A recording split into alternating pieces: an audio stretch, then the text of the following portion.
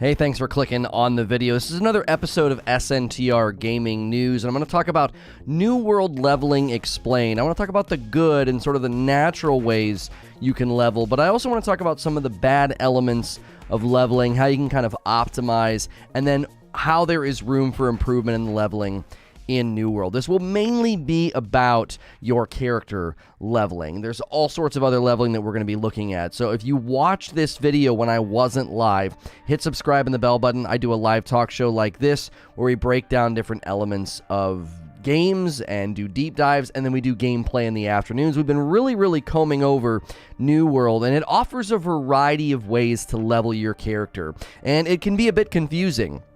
If you're not really paying attention, you can miss out on easy XP along the way, as well as more efficient approaches to leveling. There are other things to level in the game, but we're mainly going to be focusing on our character. Like I said, we're going to try to speak to the good, the bad, and the ways to improve. But along the way, I want to talk about the good, but also sort of the natural way to level, and that's sort of first in this video.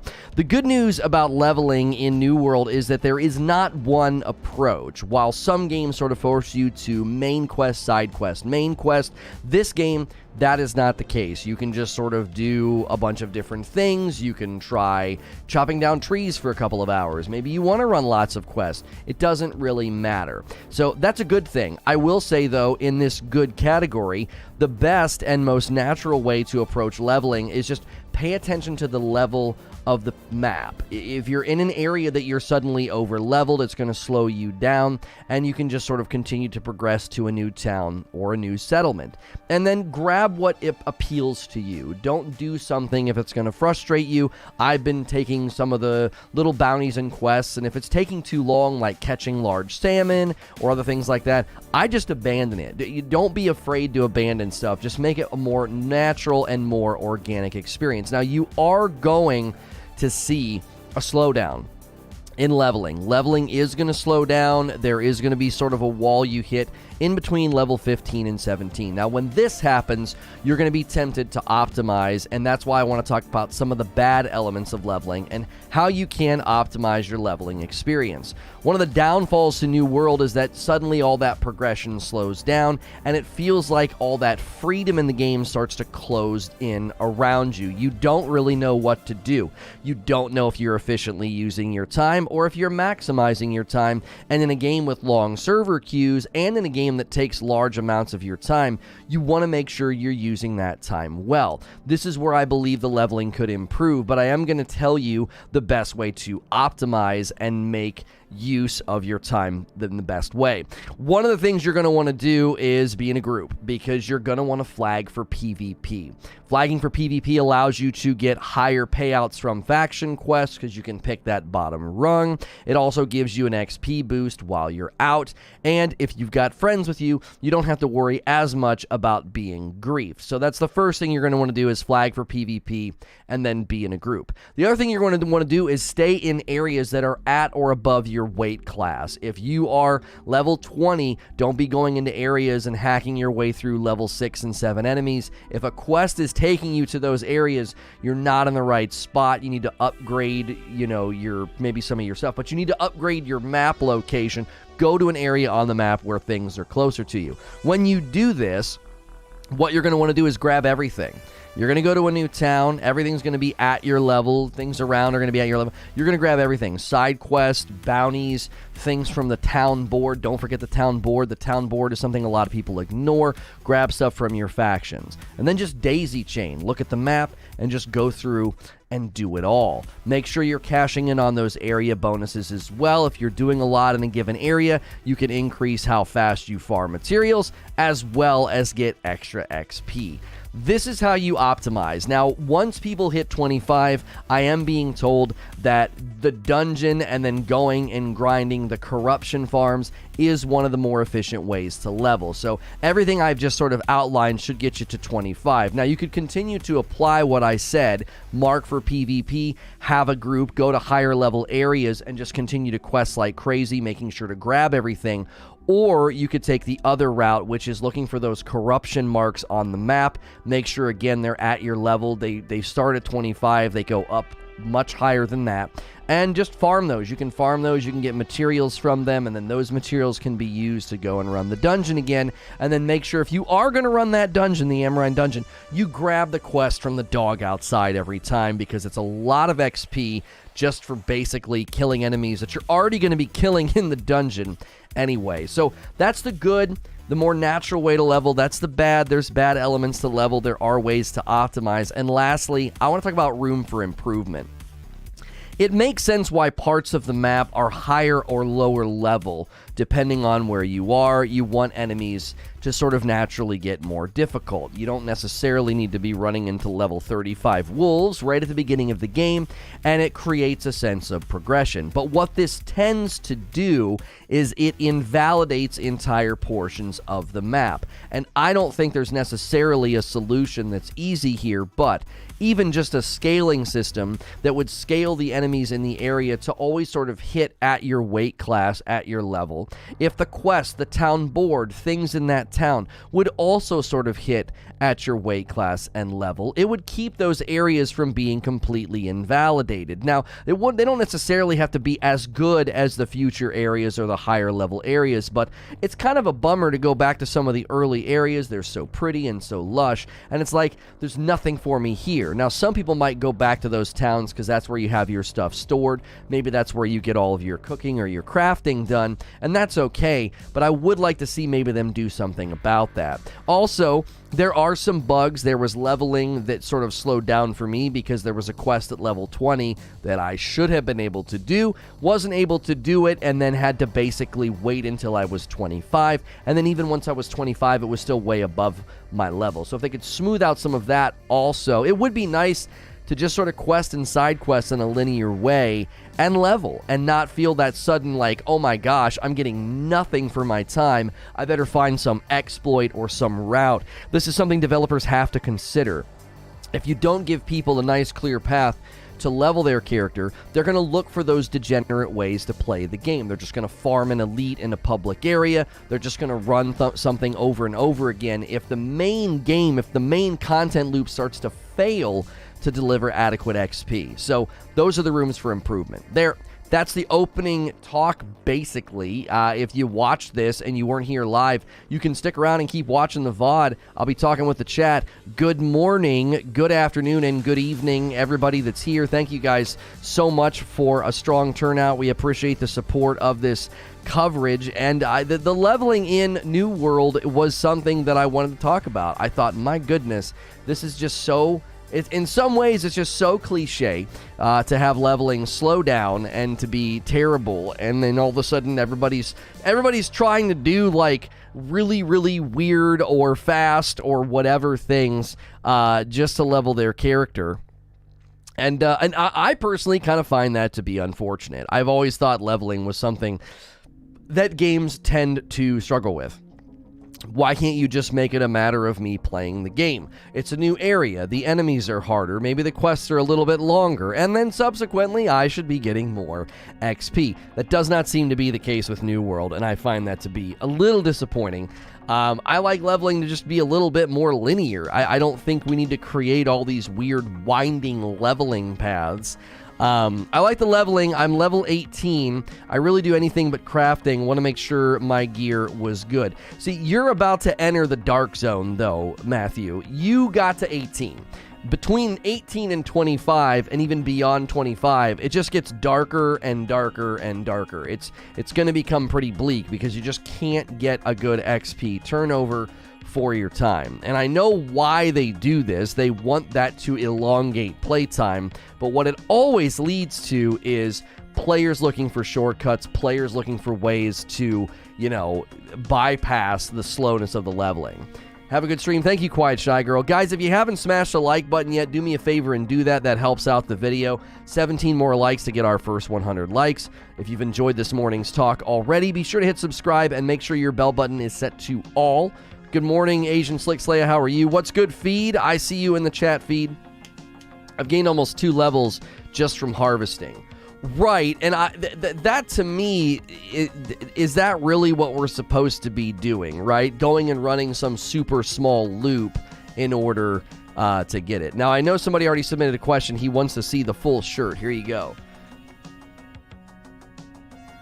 There you go. There's your morning sample of the Ghost Rider shirt that I'm wearing. You can use the shirt command, guys. Make sure and use code Lono for 30% off over there at 80s Tees. We greatly appreciate you supporting me and supporting the channel. Husband has agreed to naming fetus Lono. Wait, you're actually come on, don't mess with me. That would be amazing. He would be the coolest kid. He would be the coolest kid. They'd be like, what kind of a name is Lono? I think skill level ups, are a nice cushion for some of the lull periods in between regions. Of course not. Listen, he would be cool. He would. I mean, we all know that he would be extremely cool. Crafting is a part of the game. I could be wrong. No. I think you're misunderstanding what I'm saying, Matthew. It's totally fine that you got to level 18 and you're having a good time and you mainly got there by crafting. I wasn't taking issue with your methodology. I was telling you it was about to get really slow. It slows down from this point on. You're not going to be able to just level by crafting or making like rations. Do you know what I'm saying? That's not possible. You will not level quickly enough. Yeah, and we got that's our last Deathloop disc plate. They sent me some Deathloop disc plates. They're officially licensed disc plates. We've had a different Deathloop one back there 3 different times. That obviously is Hellblade 2. You guys know I love Senua. And so that's what those are there for. If you want to use the disc plate command, go ahead and use it. And then that link, if you use my link in the description below or the one that comes in chat, my wife likes this color on me. That's why she just. Oh, you might have been in frame. Can you come here for a second? I don't know. Can you do that again? Can you do what you did? Yeah. In this frame. Yeah, in this frame. That's a good thing you didn't deliver it in the buff. That'd have been awkward, and we'd have been like, "Sorry, everybody. That's a community strike." You know, not getting paid this month.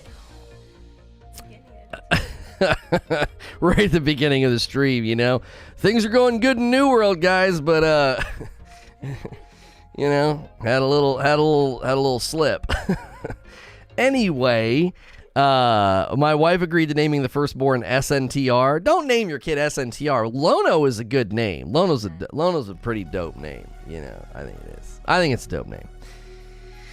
Time for OnlyFans. Yeah, I got in right away this morning. I'm just going to walk around town like I did yesterday just to ensure we're not facing a queue whenever it's time for me to play this afternoon. You like the ticker? Yeah, we want to start to use that, obviously, for more than just that information whenever we're covering news segments and different things. I'm going to get my headphones out of the way there. There we go. Things are going good in the game, but they're apparently going better in the basement. There you go. That's true. That's the way. I appreciate you guys tuning in. If you're new and have questions about leveling, we've obviously tried to run the gamut and learn as much as we can. I'm level 27. I think we might do that corruption farm today. I want to see what it's like, and then we can kind of educate people on how to do it. We ran the dungeon twice yesterday. That was really enjoyable. I liked that.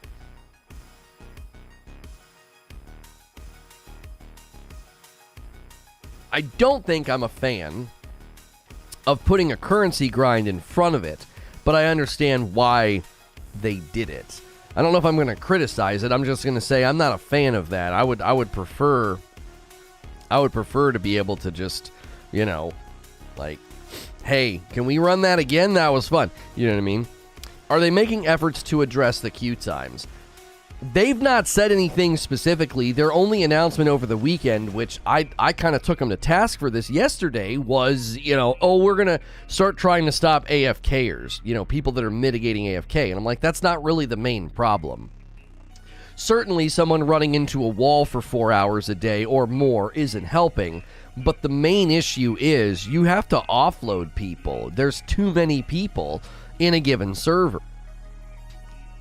There's too many people.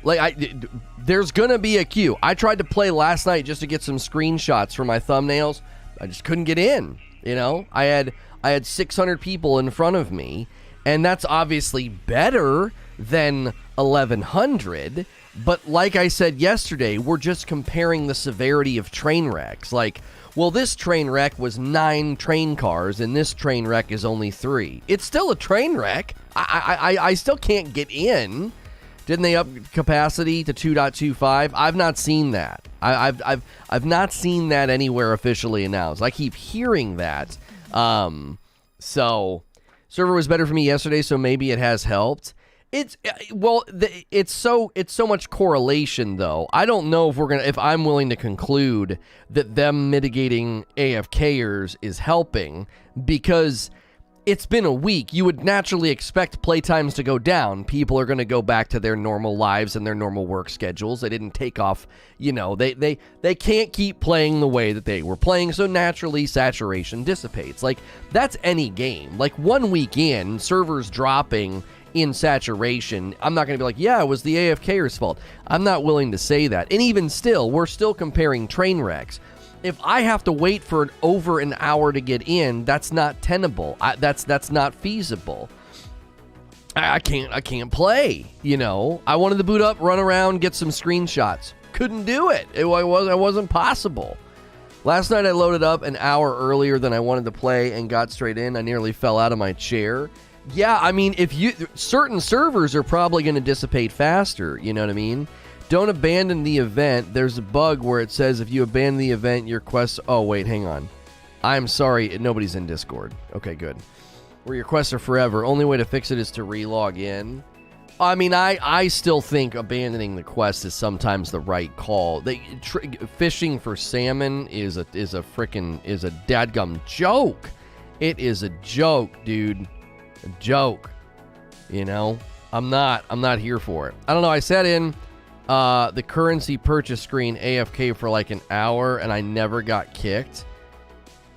You were in the currency purchase screen and you were AFK for an hour, and they're worried about people that are trying to mitigate. And you didn't even try. You were just like, oops, and then you came back. Or is that one of the known tricks, old soul?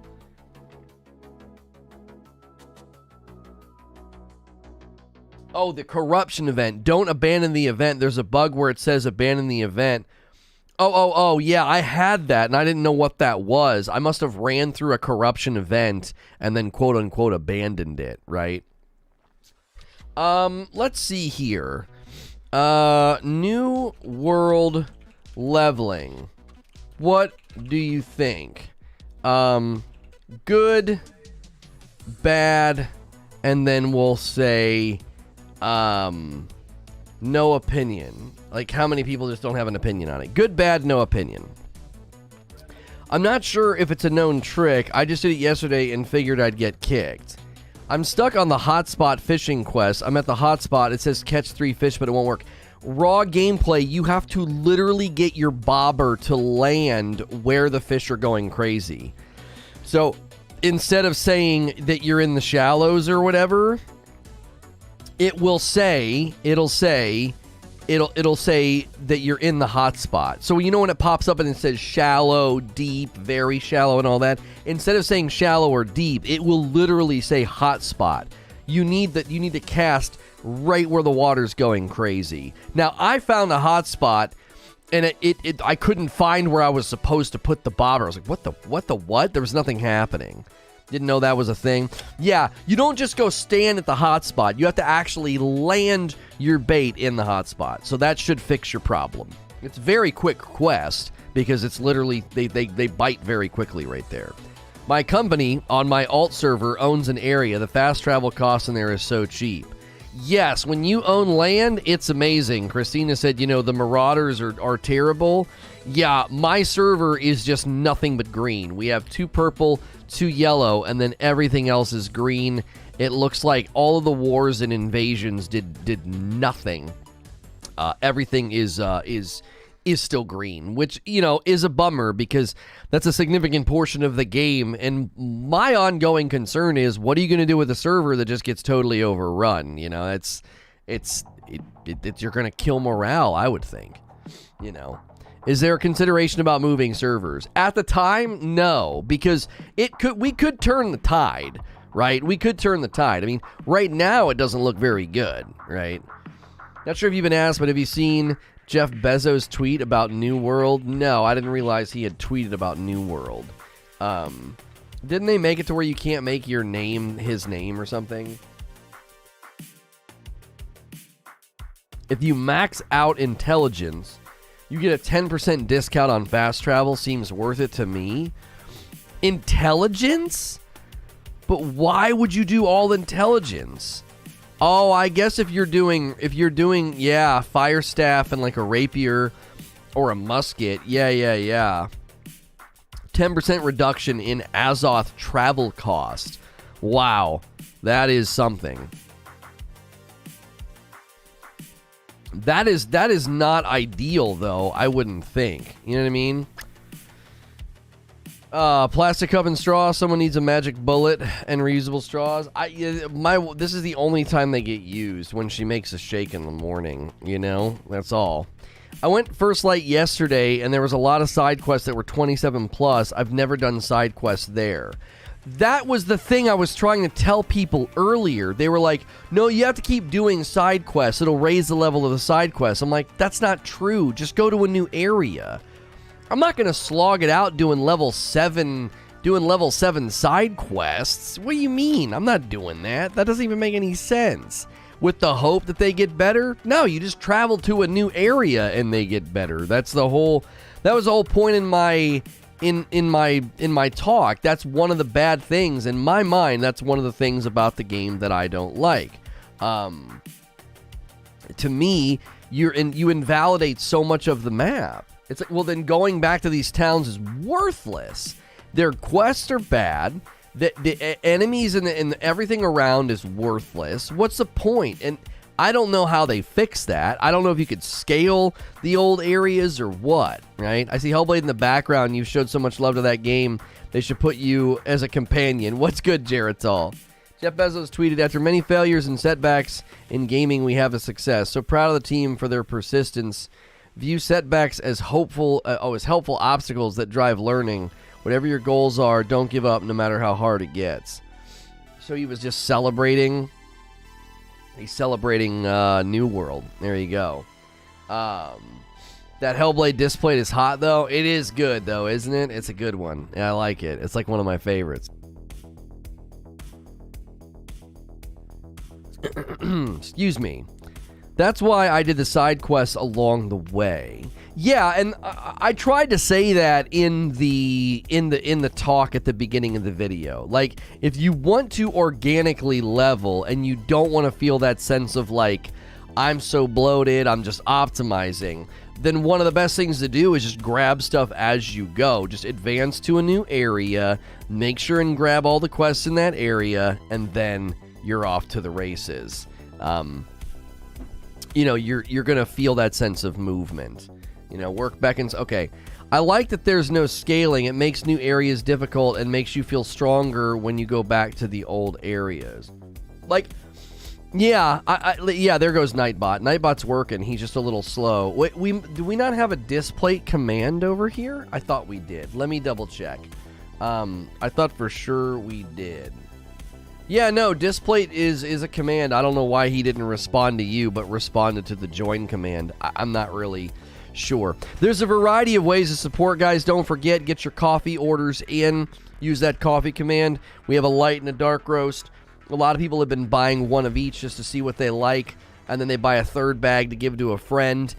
This supports my family directly. This is ours. This is like essentially a side business. My wife and kids handle it. You get little drawings from my kiddos. Thank you guys so much for that support. And you can do what Shadow Lemons just did. You can use the join command or the join button and become a paying member. Thank you so much for doing that, Shadow Lemons. We're at like 301 or something members over here. I'd love to see that get closer to 500. We did migrate over here, and most of you kept your memberships on the other channel, and that's great. That's fine. You don't need to do two, and you don't need to move your membership. But anybody who's been enjoying the show on the daily, in these morning sessions, if you're enjoying the New World coverage, that is a great way to support what we do. You can also use the displate link in chat. Once you click on that link, it'll apply a discount to any displays you order. You don't have to order the ones behind me or the ones on my recommend when you go to that page. it will give you the discount regardless. So we appreciate everybody, supporting all the various sponsors, whether it's the Shirt Command or anything like that. Yo, what's good, Ghostface? Yo, what's good, Raging Snake? Long time no see. Thank you for being here. I don't like that something negative 10 levels from me will chase me from further away. I think I should choose those battles if enemies are 1 or 2 short. We're live always on this channel. We have moved the live show to this channel. SNTR Presents still gets daily uploads and premieres, but yes, we've moved the live show here to get it to perform better than over there. And we still do live streams on Friday night. Me and Hilly have been playing on Friday nights. We have like a little segment that he and I do. We have some drinks, we have some laughs, and it's a really good time. This last week we did some New World fishing. I'm not really sure what we're gonna do this week. Questing is kind of tough. Obviously he's got a level, and so do I. Throughout the week we just have to play. And then when we get to the weekend, like, I don't really know what would be fun and entertaining and laid back. Like, fishing was fun, but after about an hour, it's kind of like, okay, we got to do something else. So we'll see what we can figure out for Friday nights with him. We really enjoyed jumping into Valheim, and then obviously we quickly jumped out of Valheim because we wanted to play, we wanted to play New World. 2 months of subs from Ratchet at a tier 3. So generous. Thank you so much. Can't wait for my Ghost of Tsushima gameplay. I know you can't do it now or soon, but I'm just reminding you. Yes, Ratchet is one of the people that has maintained a membership of Game Request, and he has requested that I play Ghost of Tsushima so I can finish the director's cut. So I have not been playing it off stream on purpose, Ratchet. I played it off stream like one time, and then you made that request, so I was like, okay, we're not gonna keep playing on stream. That way you guys can see the progress on stream. How many hours did you put into Ghost? I'm not actually sure now. I don't know if there's a way. There's probably a way to check that on your PlayStation, right? I cleared the entire opening areas, all the areas, everything, and then once you beat it, it like does like there's like 7 or 8, enemy territories that show up. And then I've not done the Ikishima story. Murph Dog coming in with 2 months of membership. Wait, it's been 2 months? Time flies fast. Yes, thank you for maintaining a membership over here, getting that upgraded joystick. I appreciate that. You're a sub on the other channel. That's all that matters. If you're maintaining a paid membership here or on SNTR Presents, you're keeping things going, because we are basically completely rebuilding is essentially what we're doing. Like, we're on our way to 7,000 subs over here, and that's the beginning of a long journey. And if we make it through this journey, it's going to be because of the daily lurkers, listeners, supporters, and the paid members, because when you're a channel this size and you pull the daily viewership that we do, that is not an income that you can support a family on. You guys are keeping things going with the coffee orders, with supporting the sponsors, paid memberships, super chat, all of it. We greatly appreciate it, because there were some times where I was like, okay, we might just have to walk away from this. And we think New World is maybe giving us a pivot. Maybe. We'll see. Yesterday's turnout was amazing. We'll see how today shakes up. It's just a matter of putting the work in on a lot of this. It's just going to take time. If you save, it'll show the hours. I've just started Act 2 at 30 hours. So at my current pace, I'll finish in 2024. I wasn't kidding about walking around in the woods. I think it's one of the few games. There's not a lot of games where I can do this. I find it satisfying to try to do literally everything. I really do. I try to undercover everything that I can. That is something about New World that I think is challenging, is that if you really want to go explore the map, you got to kind of wait. Something in New World gameplay that I have learned is the areas are awful to just roam around in if you're not at the level. Like, you're going to get your freaking head taken off, Would you rather I move my subscriptions to this channel? It doesn't matter. It does not matter, Raging Snake. Some people are double dipping. They're doing one on both. It doesn't matter. Yo, what's good, Gritter? How are you? whichever you prefer. If you're going to be here for live streams and you want to have a badge and emotes, then you can move it over here. There have been people that have done that. So some people like having their badge over there, the longevity. Some people got to the red badge over on the other channel, and you can see that when I do a premiere, because there's a live chat when we premiere gameplay, and then there's a live chat on Friday nights with Hilly. So Arch Enigma with 2 months of membership. Onward to brighter frontiers and greener pastures. I appreciate that very, very much. Who's the Quad Dipper? I think he's an East Coast Overlord, and then I think maybe Reaper are the 2 Quad Dippers. They literally are a member on all 4 of our channels. I cleared out the major map stuff, gave up on the small stuff in the last 2 sections, and it took me about 60-ish hours, okay? You play New World on controller? New World controller support is not exactly there. The second time I played the beta, I was like, I'm just doing mouse and keyboard, and I immediately just felt better. It was easier to quickly grab flint. It was easier to quickly turn if an enemy got past me. I don't know. New World gameplay has a feel to it that it's already kind of clunky. Like, it's not bad, but New World gameplay is a little clunky, and I feel like it was more clunky on controller. And so I enjoyed it smoothing out a little bit when I went to mouse and keyboard.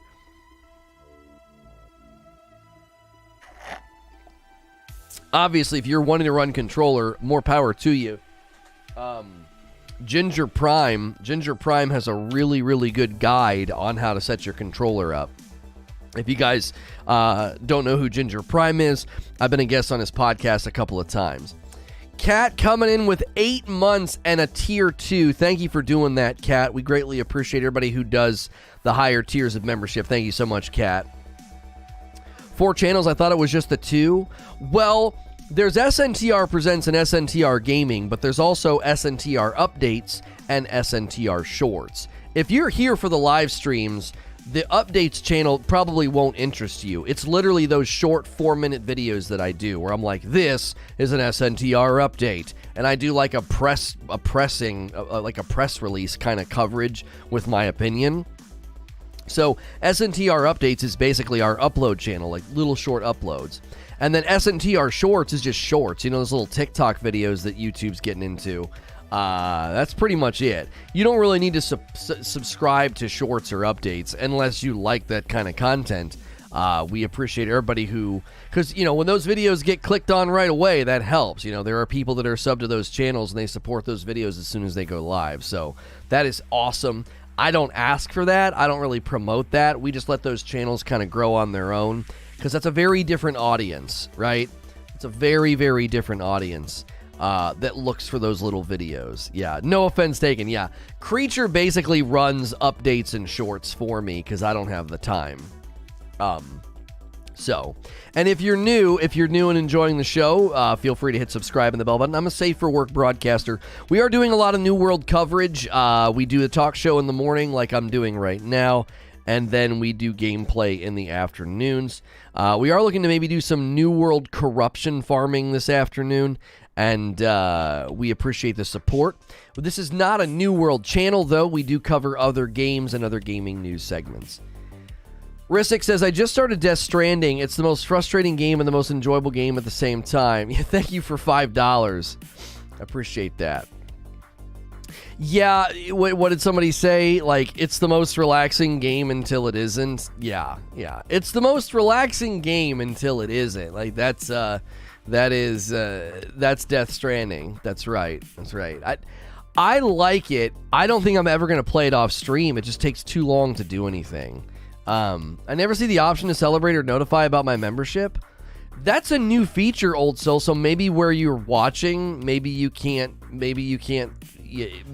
app needs updated or something. I don't know. They just added that like 2 weeks ago, maybe. Brand new feature. Chest Pain says 25 likes to 200. Let's get it. We only need 25 more likes for 200 likes, guys. Thank you. That's very, very. I appreciate that very, very much. For me, New World leveling, the reason it's in the super chat button, so you have to hit super chat and then it's in there. Really? Try that, Old Soul. I didn't realize they put it in the super chat button. I thought it was like next to the super chat button. The reason I wanted to talk about New World leveling is I do think a sense of progression in games like this commonly falls apart once you get into the late game, right? And here's what I mean. Leveling it feels sort of like a slope, right? Oh, thanks for the tip. Oh, that's literally where they put it. Well, there you go. 6 months from Old Soul. Thank you so much for half a year's support over here on gaming. You've been a member for a long time there. There's Zinthos has got a celebration. 2 months. Says, let's go. There we go. That's where it is. Thank you, Mo. Sven says, I'm not playing with my joystick, dude. 4 months. Thank you so much, Sven. Appreciate that, dude. Thank you so much for having a membership over here even before we moved over. There's another one, 8 months from Jaggy. So that's where it is. It's weird that they hide it in there. That's odd that they would not make it apparent when you can do that. Thanks, everybody, for renewing their memberships, as well as anybody who's done a new membership recently. We appreciate that very, very much. But I feel like leveling is a slope in games like this. You know, there's Hellfire with 8 months. Frick. There you go. And the early leveling feels really, really good. You feel like I'm making progress. And, you know, New World leveling is quick. It's great. It's not. And then every single game hits that cliff where it suddenly goes up. Double dip Cough Cool with 2 months and a tier 3. That's very generous. Thank you, Cough Cool. And then 2 months for Splataw. So many member renewals. Thank you guys so much. I noticed that the super chat button flashes when you have a monthly celebration. Oh, it flashes. Oh. Sinos with 2 months. Thank you so much, Sinos. I appreciate that. There's another one. So many members. Thank you. We need to chill on the box size. Well, ordinarily, I would think Eugene, I think it's fine. Ordinarily, we wouldn't have that many hitting in a row. It would be like one, you know? We're getting a ton of them because, you know, everybody's doing them at the same time. So, I'm okay with it. It's not any more obnoxious than anything else that you can shove in chat on some platforms, you know? It's just a box. I expected a pop-up or something. Yeah, so did I. Let me pull up the questions. John's trying to get a highlighted question here. One thing I think they've always got right is early leveling on weapons. You can unlock the special moves pretty quick and get a good idea if you enjoy a weapon type. I think that is actually a very good point. I do think that the New World weapon mastery system, I actually do think it's very well done with respect to like player freedom and you getting to kind of experiment. I do agree with Astacross, though. Astacross said, when you get to about level 15 to 17, it's time to pick 2. It's time to drill down and pick 2 and get to work. Because if not, you're going to get late game. You're going to get, well, not even late game. You're going to get to like mid game and you're not going to have any abilities. You're going to be like, I have a really strong hatchet. It's not going to matter if you don't have any of this stuff unlocked. So if you spend too much time sampling all the different weapons in the New World Weapon Mastery, you're gonna find yourself in a bad spot. You're gonna find yourself in a bad spot because the game is naturally expecting you to have leveled abilities and powers, you know, when you get all there. When you get all the way there. You gotta do the voice. What did he do? He was like, oh man, I've not done his voice in a long time. I was putting together a video, and I wanted to give you points for New World, and I got all the way to 34 points. Number 5. That's not very good. I have to listen to him more. Thank you for 3 months, Agent Atwood. He does random ups in his accent. And he was like, and I was out there in the world, and I was marked for PvP. And let me tell you, boys, when you're out there farming and you see somebody talking smack, hit them first. Like, that was one of his pieces of advice, was like, attack first. Anyway, I agreed with him. I was like, that's actually pretty true. Because if you're just doing nothing but sampling all the different weapons, you're going to get late game, and it's going to be bad, right? It's not going to be good. You're going to feel way lower on how strong you need to be. because there's all kind of skills that make the weapon significantly stronger, their abilities, all of that. You know what I mean? Yeah, fellas. Yeah. He's like, it's your chunky boy. It's your chunky boy. Hit the like button. Yeah, we're super close to 200 likes. Let's get 200 likes if you guys are new, if you're tuning back in. We appreciate all the feedback about the New World coverage. I like seeing people say in the Discord that they're like, it's good to have, Lono passionate about a game again. And I feel good. I feel good covering it. And I think my issue with leveling, as I was saying before we did all those renewals and a really bad Astacross impression, I feel that leveling is like this. There's like this nice slope where every time you play, you feel a sense of progress, okay? And then all of a sudden, the slope just goes like that.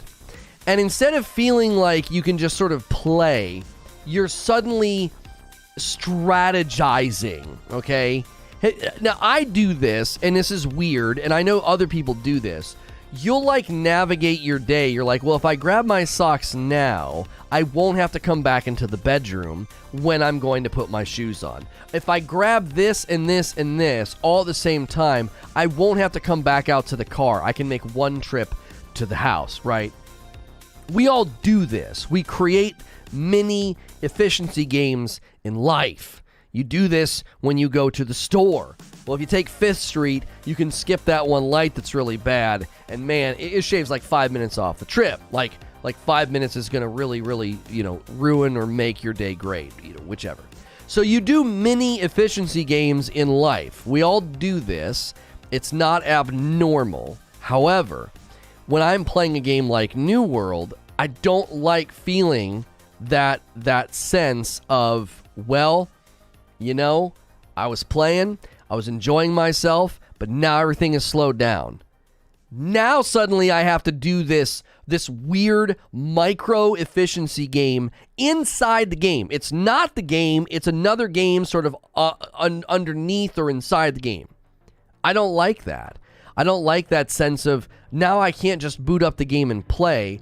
I have to get out an abacus and a calculator and figure out I want to get the most XP out of my setting because they slow everything down.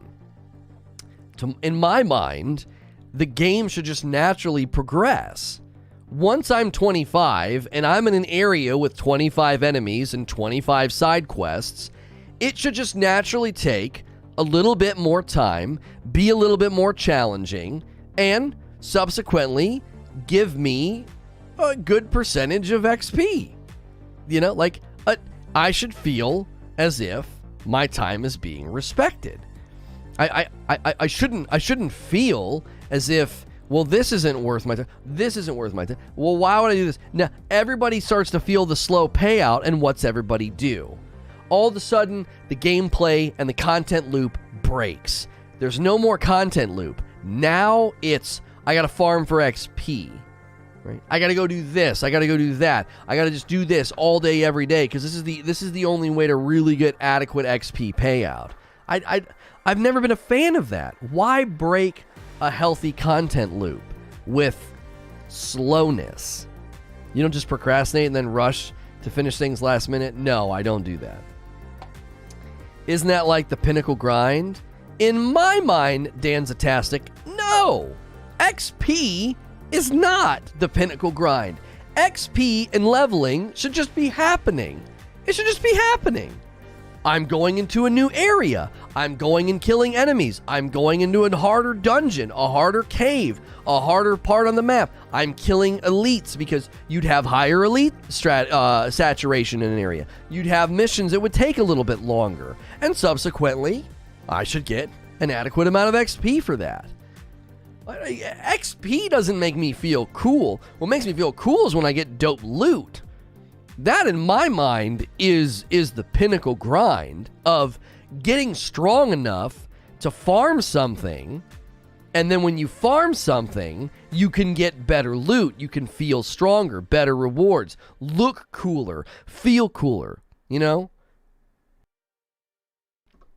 They nerf your XP games. Well, it's not that they nerf it. It just all slows down. It comes to a screeching halt, you know? Every game does this. Every game does this. They make the game front heavy. And one of the reasons they make the game front heavy is that's how you hook people. If level 1 to 2 took an eternity, if getting new skills and getting to try new things and getting to do awesome stuff, if that took really, really long, you'd never hook anybody. You'd never hook anybody. So, they make a game front heavy so that you get hooked. You're like, this is pretty good. But then you get to level 20, and the time from 20 to 21 has to slow down. Why? Because there's only so many levels, there's only so many skills and abilities and things they can give you, so now they have to stretch it out. Now they have to make it take longer because, well, we gave you so much at the beginning, we have to slow everything down now. You can't be going from 20 to 21 as quickly as you used to.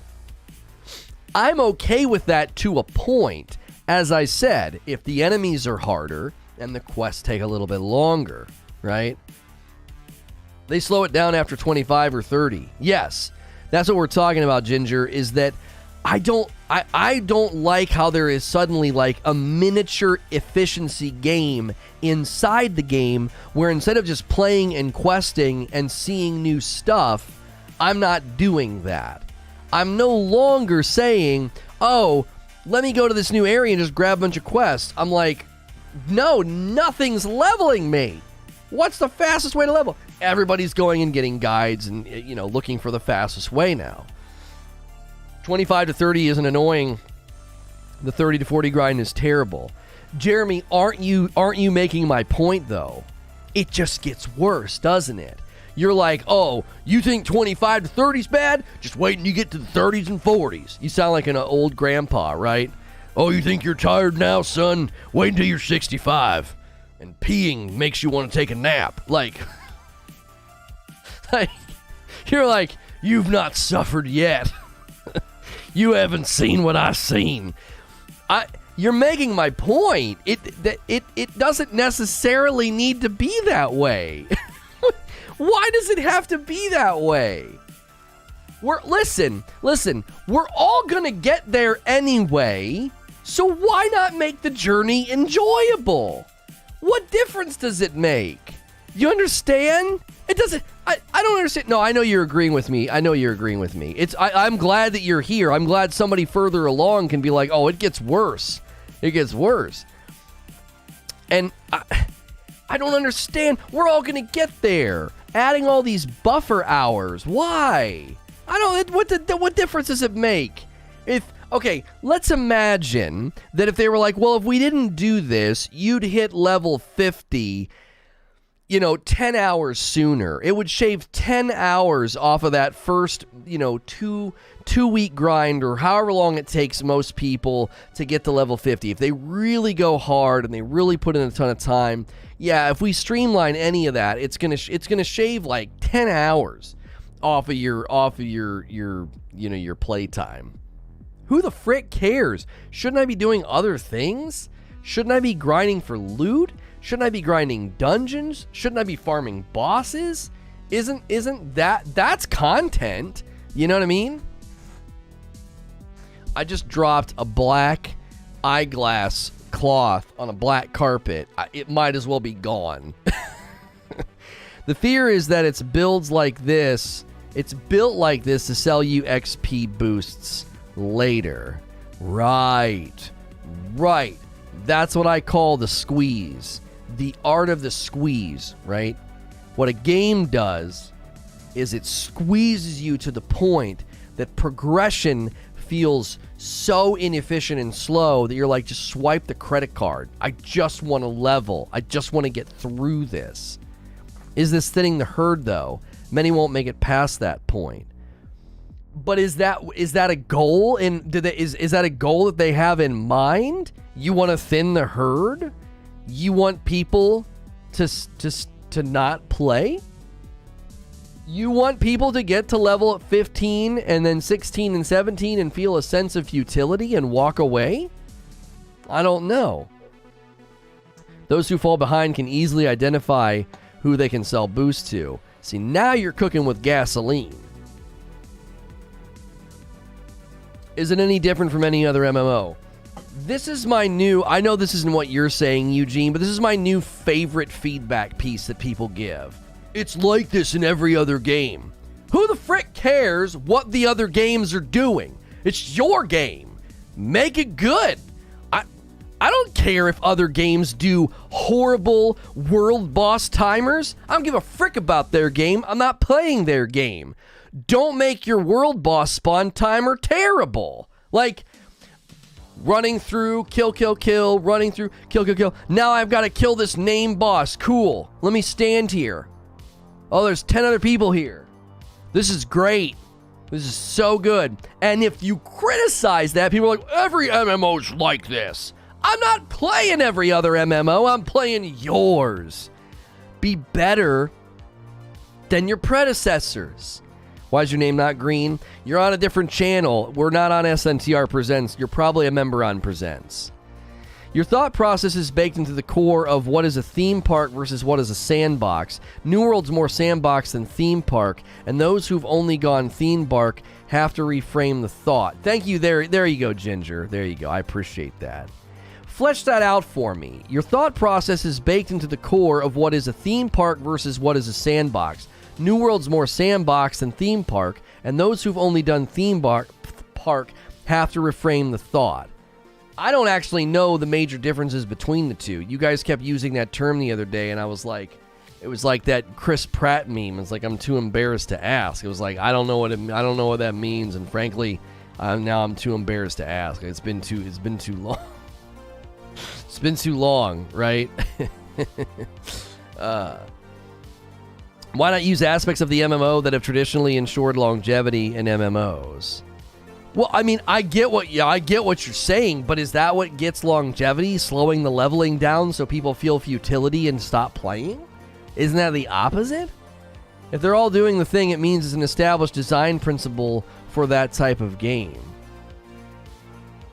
Agreed about other MMOs are like this. Problem is, they are, and yet people still pay money and stand in line to play than grind. Right, like, I get what you're saying, but you have to ask the question.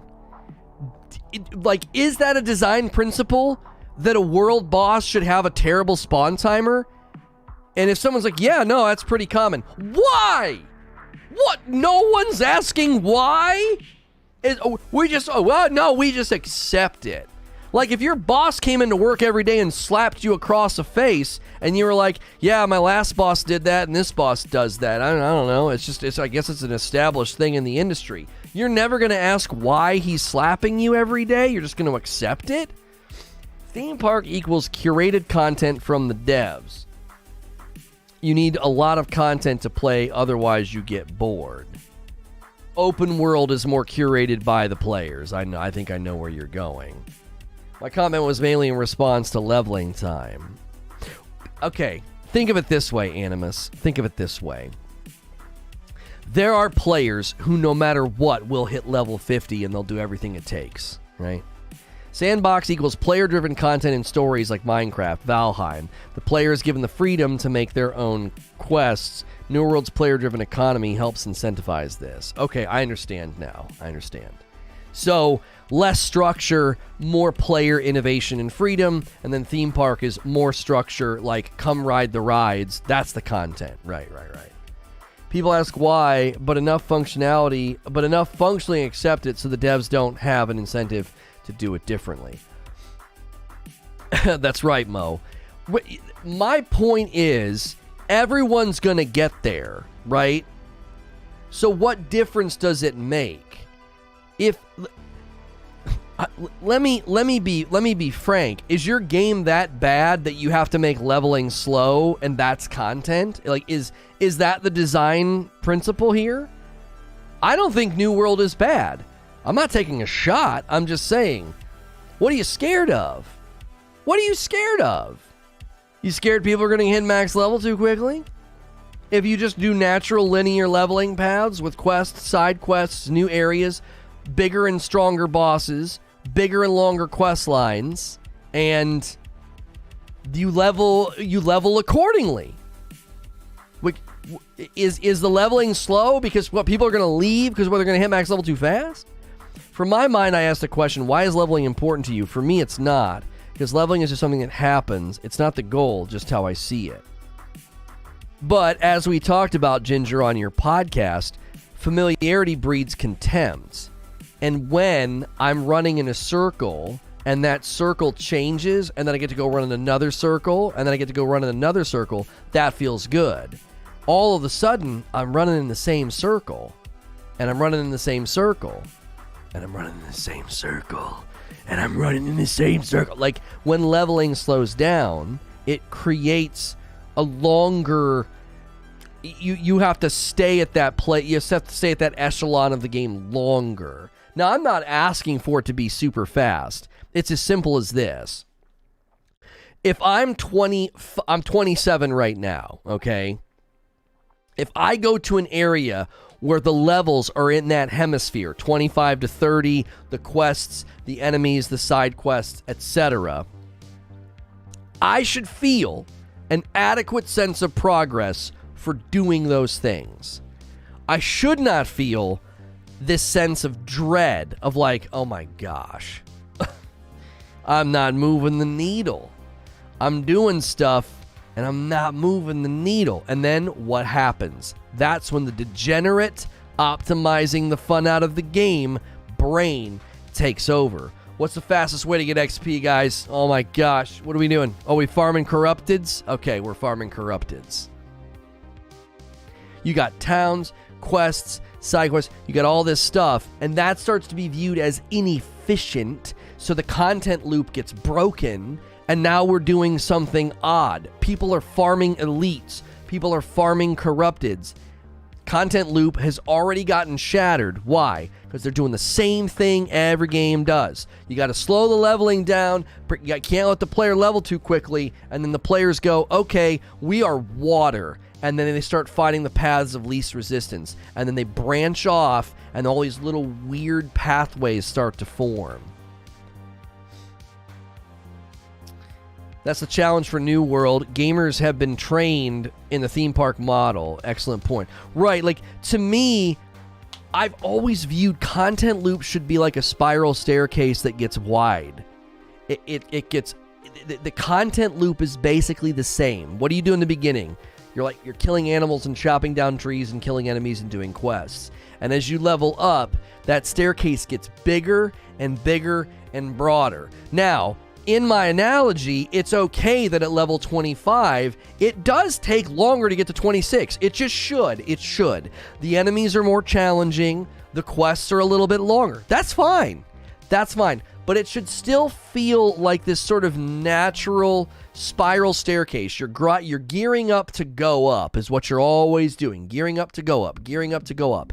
And then, when you get to the top, it's a record. You're on a record player now. What is it? It's the game's greatest hits, and you replay those greatest hits. A dungeon grind for the greatest loot. A PvP battle for taking over the map. You know, another, like a raid to get amazing endgame, and you replay that. You work your way up there and just keep replaying that content. It's the game's greatest hits.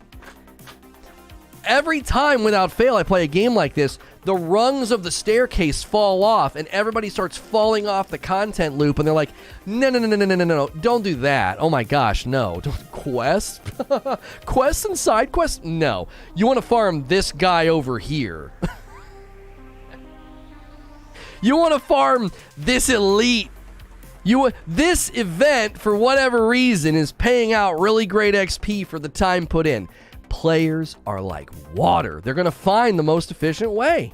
They're going to find the path of least resistance. And when that content loop breaks, I'm always concerned. I'm like, I don't think people are going to get bored. They're going to get annoyed. I don't think that's healthy.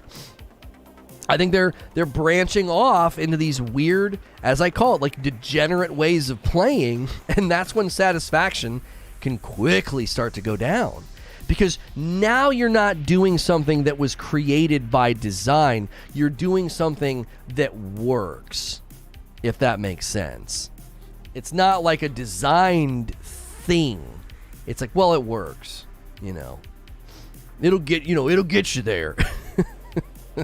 It'll get you there. Yo, gang's coming in with 7 months. Thank you so much for maintaining the membership here. But is character XP the primary focus? You have territory level, weapon level, trade levels, lots to do.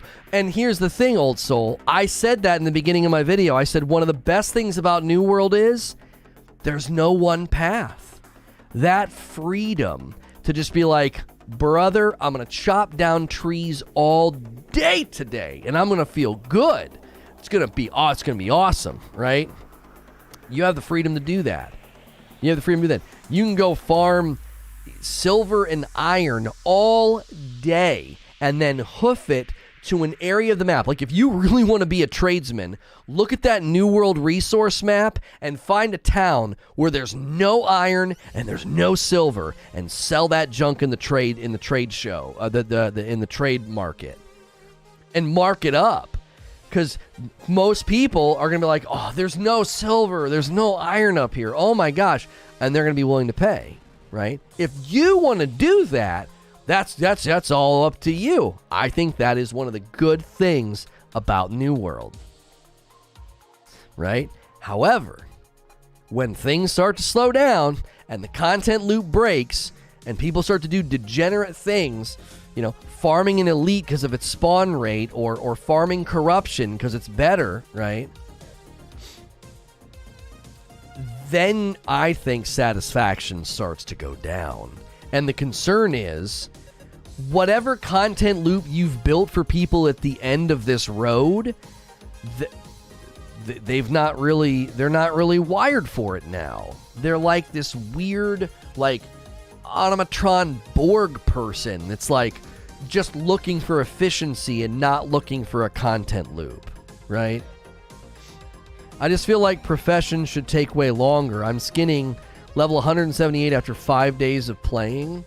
You think they should take longer? Isn't the trading post global? No, I don't think so. No, it's local. Yeah. So you can be a really, really smart. You can apply basic economics here. You can apply economics and say, I know that trading station is in an area where there's no silver. There's none. The closest silver is 3 kilometers away. And you take the time, you fill your frickin' Santa Claus bag with silver, and then you hoof it over there, or maybe you fast travel, and you just sell it all, and you mark it way up. Check the area you're in, right? Okay, this settlement's near silver. Here's what people are charging. Go over there and charge like 4 times that. People will fricking pay because they don't want to hoof it. They're not, you know what I'm saying? They're not wanting to go all the way over there. They're checking the same map you're checking. And they're like, oh man, I need silver. And it's death by it's getting rich by 1,000 Dixie cups, right? Like you get 1,000 people a day that are willing to buy a little bit of your silver. It's not like one guy's going to come in and buy it all. But when 100 people in an hour are like, oh, frick this, I'm just going to go buy some, and they throw three or 400 coin in your pocket, ooh, that adds up. You see, this is one of the absolute coolest things about New World is that you can be like a brilliant businessman. You can treat it in that way.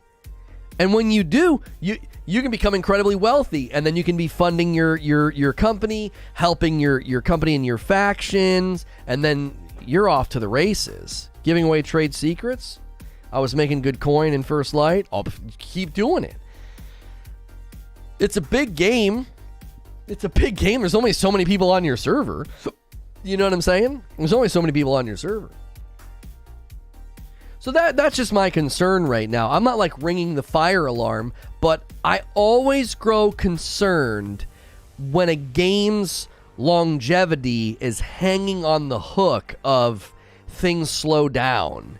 And then everybody starts finding exploits and weird ways to play. I'm like, you're hanging that on that hook. That hook isn't very strong, you know. You're hanging an anvil on a coat rack. I don't think that's going to hold. I think people are going to rip that right out of the wall. They're all going to get to max level, and they're going to say, where's the meat? Where's the content loop? I've been farming corrupteds for 300 hours. Do you know? Like, is that a healthy... A guy just ran past me is level 53. I thought 50 was the level cap. A guy just ran past me in town, 53. If you enjoy this kind of open world economy, then you should look into Albion. Free to play on Steam. Not sure if you've played it before, but it's very interesting. No, I've not touched it. I have not. I've heard people talk about it, though. Anything that is MMO oriented is going to have a hard time. Oh, 60 is the cap. That's right, 60, not 50. Well, I just saw a unicorn then, 53. That's pretty dadgum high. That guy is close to level cap. I mean, that guy has been putting in work.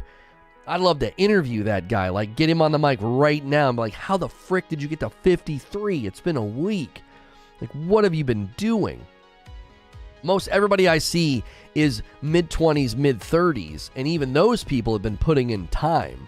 If you're mid-30s and on your way to 40, you have been putting in work. I mean, that's a lot of game time. After all, it's a good PvP game, and if they play their cards right, with server-wide tournaments and server versus server PvP wars, maybe there's a lot of potential to keep players. Oh, I think the PvP has potential. I worry that it's gonna turn into all the bad things that PvP turns into. Guy just ran past me. He's 44. Really should start a betting pool on what player base will be like in 3 to 6 months. Right. Plays 12 hours. AFK is 12 hours. Within a month, says Christopher, level cap will be 70 to 80. But of course, level cap increase always happens sooner or later. Right. Right. Yo, what's good, Wallaby? He'd immediately start the conversation is XP waste. XP waste. Have you been picking up the book pages with the question marks? Yeah. They're like 150 to 175, you know. When you need a couple thousand to move the needle like a chunk, those add up. Yeah. I hope we never see a level cap increase. Who is Trust the Visionaries? This, yeah, with a Y. Yeah. This is from Deathloop. I have a great spot for leveling skinning. I went from 20 to 86 in 2.5 hours. Jeepers. Add some type of Paragon system for post-leveling if you want to make a guide. Oh, you got a spot for me, Silent Warrior? Maybe. Maybe I could make a guide. That my harvesting video is doing really, really well. I just hope the game doesn't become green, constantly taking over settlements. It depends on the server. There are some servers that are completely overrun with the other colors, so... if you're new and you're tuning in and you enjoy New World coverage, we cover more than New World, but for now, I've been playing the game in the afternoons and I do a talk show in the mornings. We're talking about the leveling explained, and in the process, New World leveling, I'm being critical. I'm taking some issues with some of the ways that they've done things. I did a lot of crafting and gathering, like 4 storages full, and I sold so much, I have around 30,000 gold. I managed to get to level 34. If all was spent into leveling, I'd be 52 with corruption. Yeah. Cross was 58 on Sunday when I was watching him stream a war. Yeah. He completely threw himself at this game. Yeah. He did. When he has 34 tips for beginners, I'm like, okay, this homie's been playing. I sadly didn't learn anything new in the video. I was hoping to pick up something new. The only thing I picked up that I wasn't aware of, I just hadn't been, well, I was aware of it, but I hadn't been paying attention, was pay attention to the level of the table you go up to. Like if you go to cook a meal and you're in a town where no one's been cooking or investing in that, then like the level of the table affects what you can make or something. Like I didn't even know that. That was something I picked up on. So I watched the video because I was like, all right, what do you got? What do you got, man? You know, in the realm of leveling, is there anything I've missed out on? And basically, I parroted a lot of what he said. It was like, mark for PvP, go out there with your boys and just grab everything, and always make sure you're in an area that's at your level, right? Workshop and First Light's only tier 2, so no steel tools. That's right. That's right. Big reason to invest in the town board quest is to upgrade the town. It allows you to craft higher stuff. See, when I was trying to get to 25, I was down in First Light Village, and I have no idea how much I helped that town, but I did a junk ton of stuff, and I don't know if I helped at all. Because now I'm not going down there. Because it's like, well, everything down there is terrible. All the payouts are terrible. You know. We need an inventory management video. I'm always encumbered. Well, you basically have to find a settlement that you know you're going to be hovering around for a while and just dump everything in it that you don't need when you're out and about. If it's crafting, if it's for alchemy, you don't need that when you're out and about. When you come back and you want to start to make potions or meals or craft some armor or something, well, then pull it out of storage, right? Pull it out of storage. Like, that is that's the best tip I can give you on that. Now, Old Soul says, he submitted a question like Christopher just did. Do you think it's worth the frustration of pushing into territories that are beyond your level range? No, I don't think so. I think when you do that, you get such depreciating returns because you're not getting to fight anything for XP or weapon mastery. You're running from everything. Every fight takes forever. If you get mobbed, I tried to do... Okay, so there was a mission that I was doing that required me to go into like a haunted village and open chests. And I had to open 3 chests. And let me tell you, it was infuriating. I couldn't fight anything, right? You just watch all of Squid Game. It's so good, isn't it? It's so good. I've been told that Alice in Borderland is also very good if you liked Squid Game. Like, I guess it's got a similar idea. There's also a movie called Would You Rather that was very much, I think, inspired some of Squid Game. In any case, I don't know if it was worth it. I just don't know if it was worth it. I was like, yeah, I don't think so. It took too much. I was getting frustrated. I kept dying. I had to really cheese it. Like, I made a campfire, and then I climbed this, like, brick cliff, and then went in, and, like, I kept getting... If the wolves hit me once, I was done, right? If the wolves hit me once, I was just done, you know? I was like, well, you know, I would just get stun locked and die, you know? And so I don't think it's worth it. No. Murph Dog asked, will you be checking out Alan Wake Remastered today? FYI, it's on the Epic Store. If you guys buy anything from the Epic Store, remember to use code Lono. Those of you that use the Epic Store, that does support me. Code Lono anytime you use the Epic Store. Yeah, I'll be streaming Metroid Dread. This week's going to get a little clustered because Far Cry 6 and Metroid Dread come out this week. And it's, we got to give those games some attention. So New World is been eating up so much of my time. I don't know. I don't know what to do. You know. Christopher Wright says, wouldn't you want to be in an area a level or 2 above your level, though? Power leveling, basically. If you're with friends and you're flagged for PvP, maybe. You got to be careful, though. Okay? You got to be careful. Not liking the reviews of Alan Wake. The gameplay doesn't hold up, really. It might be worth a 30 over on the main channel. It might be worth a 30. What was I saying? Oh, yeah. So if you flag for PvP and you go into an area, let's say you're 25 and you go into an area and everything's 26, 28, 29, and you're flagged for PvP. You're going to get that XP boost if you're with buddies and you can kind of mob the mobs and get the extra XP for beating enemies that are higher than you. Good. Here's the risk that you're taking, okay?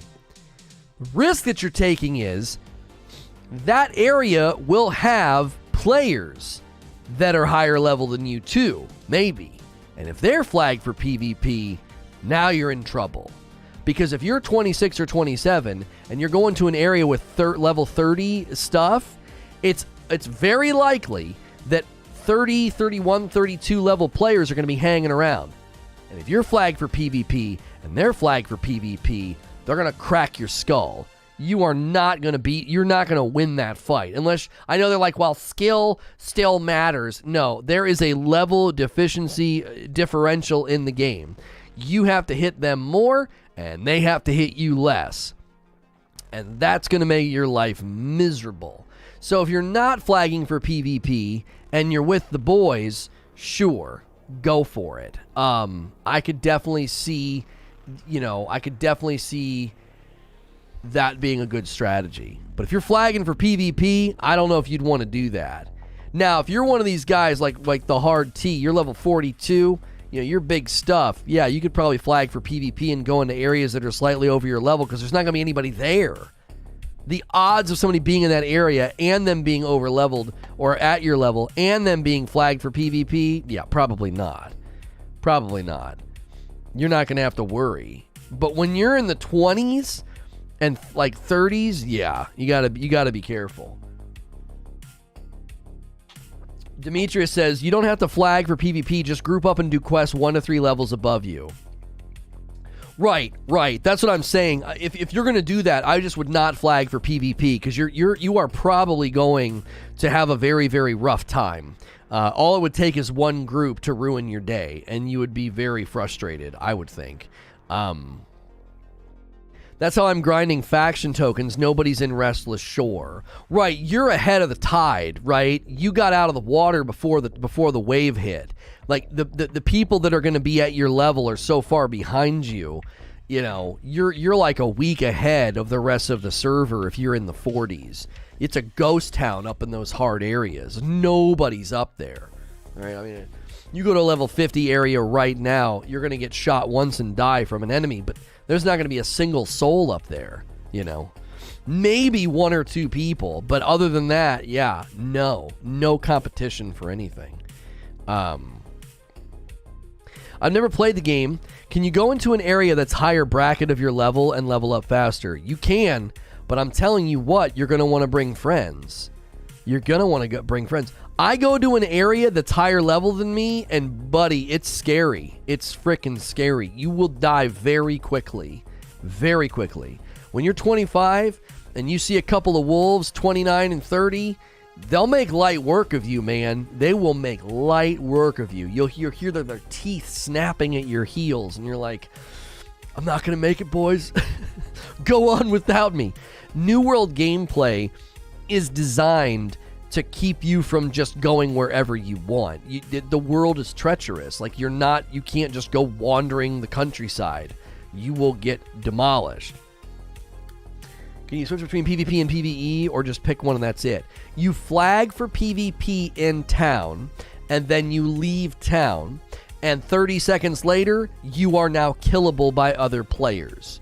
Then you go back to town and you unflag, and then you can go back out. You can't be like out in the woods and be like, oh no, I see a brute squad. You see like some guys roaming around, flag for PvP. You can't just like suddenly unflag for PvP because you changed your mind, right? You got buyer's remorse. You're like, no, you're in trouble, buddy.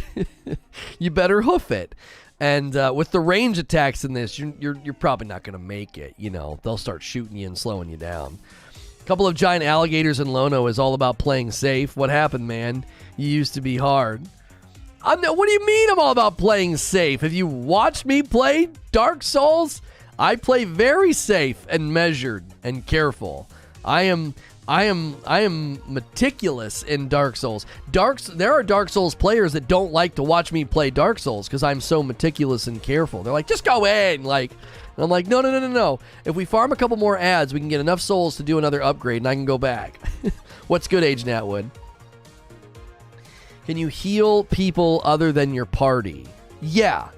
Yeah, if I can heal you. Yeah. And I can put stuff on the ground that heals anybody that steps into it. So I can just walk around and assist people that are in an area. As long as they're standing in the pool, it'll heal them. Yeah. Mithrak says, what are the incentives of flagging for PvP? Well, the faction quests, there are PvP quests that you cannot do unless you flag for PvP. Now, the PvP quests don't tell you go kill another player. They're like, deliver this food ration. And you're like, okay, so you know you're going to be potentially getting attacked while doing so. So when you do that, you get more faction currency, more XP, more gold, and you get a 5% XP boost. So you turn over XP quicker when flagged for PvP. Something that Cross said, he was like, look, if you're going to go outside of a settlement and just farm the trees, because that's what you're working on that day, he's like, flag for PvP. You're going to get better XP, and most people are just going to probably run right by you because they're flagged and they're not interested in farming somebody right next to the settlement. And if they do farm you, who cares? You're going to spawn right inside. So that's a helpful tip. If you're at a settlement and nearby is where you're going to be like working on harvesting or whatever, if it's close by, just flag for PvP because you'll get more XP the whole time. And, if somebody wants to grief you, I mean, they're not going to do it very many times because according to his video, you get less XP from killing a player who's recently been killed. So eventually they're going to be like, this is a waste of time, The penalty for death is pretty low. It's not a big deal. Yeah. It's well worth it if that's what you're doing. The average person is I just don't think is going to mess with that. Now, if they want to grief, okay, fine. Just don't flag and go back out and go back to work, and then they'll lose interest and they'll leave. Because they'll stand there and they'll wait and they'll be like, oh, he's not flagged now, and then they'll just leave. They'll be like, whatever. And then you can go back in and flag back up and go back out, Do you think the skeletal Chevalier armor will be in the shop Halloween or a Halloween event reward? Yeah, I don't know. I will say I'm thoroughly enjoying the game and I'm looking forward to stuff like that. Like, are they going to do events? Are they going to do like, hey, you were here and you beat this world boss, you get this cool thing? That's the stuff that I'm excited about. Like, I like grinding, I like leveling, I like going for loot. But I'll be honest, I really like when they do stuff like that. I think it makes it really enjoyable. So, listen, if you've been enjoying the show, there's a variety of ways to support what I do. You can become a paying member by clicking join. That gets you an emote, a badge. It gets you emotes, and a badge, and it supports me directly. Hitting subscribe is free, and hitting like is free, so feel free to do that if you've enjoyed the show. We do a talk show in the mornings, and we do gameplay in the afternoons. We also have a variety of ways to support. The shirt I'm wearing every day comes from 80s Tees. You can use the shirt command to go to the collection this is from and use my code while you're over there. You can use the displate command if you like the displates in the background. You can order any displate you want from the site with my discount. You just have to click on the link in chat or the link in the description below. And we do have our own coffee, Rageless Roast. People in chat can tell you how good it is. The balanced acidity makes it very drinkable. You can drink it black with cream or whatever. Some people do cold brew. There's a light and a dark roast, and that is basically supporting the family. I mean, that's like a side business that my wife and kids manage. Like, I sit in the chair and tell you to order it, but they're the ones that takes care of it. So, yeah, I printed off last night's label. My wife said I did a very good job. So, yeah. Okay, what's the quickest way to level? I'm currently level 15. Heavy Metal Mama, you want to go to an area where the enemies, the town, the map is at your level, and you want to grab everything. You want to grab the side quests, you want to grab the town board quests, your faction quests, and just look at the map and just daisy chain through all of it, and then turn it all in. Make sure you're cashing in your area bonuses as well. Go to your map and make sure if you're in an area and you've been doing a bunch of work, it'll give you area bonuses, and I always pick XP if it's available to get an XP boost in that area. That will make a difference. So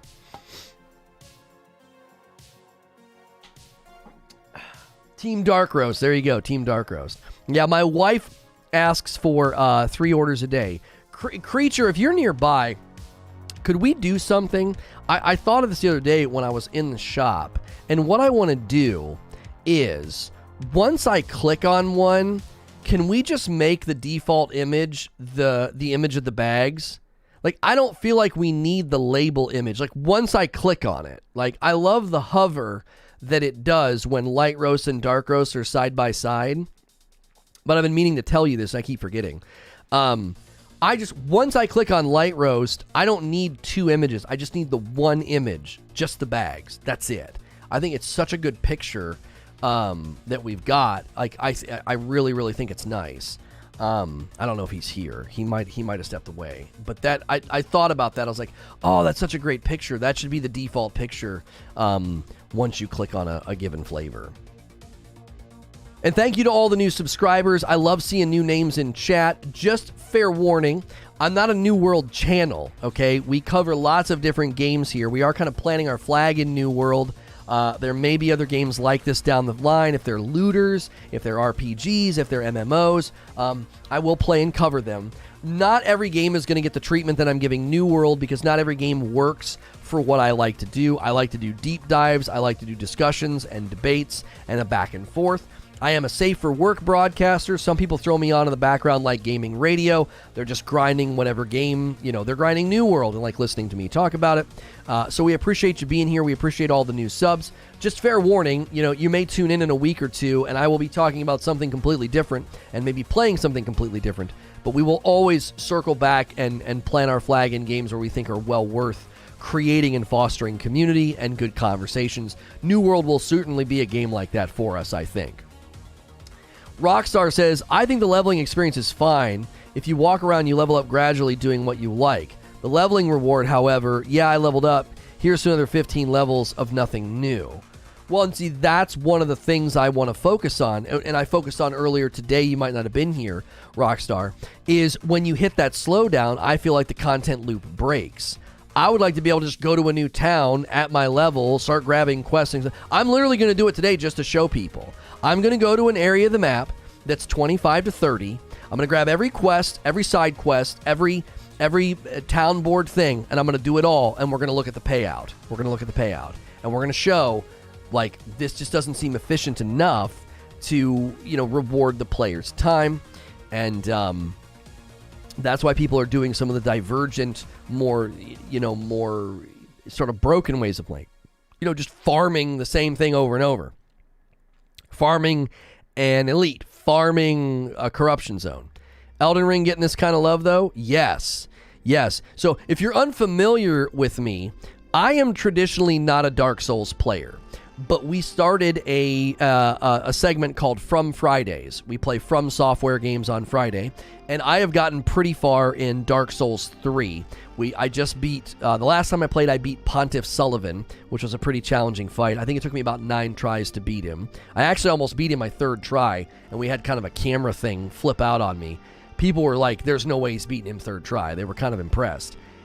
So the reason we started doing that is we thought Elden Ring would be a really fun game to spend a lot of time in, beating it, breaking it down, having a good time, reviewing it, blah, blah, blah, blah, blah. So From Fridays, unfortunately, for a while now, I think 2 or 3 weeks in a row, 2 or 3 weeks in a row, From Fridays hasn't happened. And that's just been because the 1 week I wasn't feeling well, and then this last week I had to literally stay in New World or we wouldn't have been able to have a Friday night stream. So I had to kind of like get through the queue and just stay in the game. So I couldn't like shut down New World and boot up Dark Souls. So that is Elden Ring's another game we've definitely set our sights on. It'd be great to set our sights on 300 likes as well. When you vote in our poll at the top of chat and when you smash the like button, that helps out the video. That helps out me and the channel. That's a helpful thing when you're enjoying the content. Those are free things you can click that help out. From Friday. Oh, I like From Friday. I really, really enjoy it. Zubair says he's gotten annoyingly good at it. I hate it. Yeah, they like watching me fail. They like watching me. They don't want me to play well. They like my frustration. They enjoy drinking my tears. And I've gotten pretty good at Dark Souls 3. And we're looking forward to beating Dark Souls 3, and then we'll switch over to Sekiro. I think that'll be a good one to prepare for Elden Ring, since we're hearing that Elden Ring and Sekiro are more similar, that Elden Ring is going to be more like Sekiro than Dark Souls. So, but the reason that I wanted to talk about New World leveling is because I feel there's ways to improve it. I definitely think there's some things they could do to make it better. I already had MKX, but we'll be checking out Hell Let Loose later today. Yo, it's good, DP Sage. I'm good, man. Thank you for asking. The Dark Souls games are definitely great when you get good at them. Oh, yeah. There's an enjoyment factor that goes up with your skill in Dark Souls, that's for sure. I think the level scaling of territories is too wide unless you're grouped. Level 26 to 35 can grant you a level 35 quest when you're level 26, and that's going to hurt. That's good feedback too, Vinny. That's good. Like, that's a huge spectrum. That's exactly right. Like, there needs to be some scaling in the game, you know? There needs to be some scaling. I played a lot of it with my sister. It really rewards good communication and team play. Hell Let Loose. What kind of a game is it? Is it a fighting game? Yo, good morning, Something Stubby. How are you? Thank you again to all the new subscribers. How are y'all doing? The message? Why are you asking that? You asked that earlier. How are you all doing? The message? Unless you're on the easiest difficulty. Are you still going back to Demon Souls Remake? Tower Knight Rematch? Oh, yeah, that's right. That's right, Gritter. It's a World War II shooter? When you can play it co-op? It's a World War II first-person shooter free on PlayStation Plus. Huh. It's very tactical and relies on team comms. Is it local? Is it local co-op? I'm assuming it's probably just online.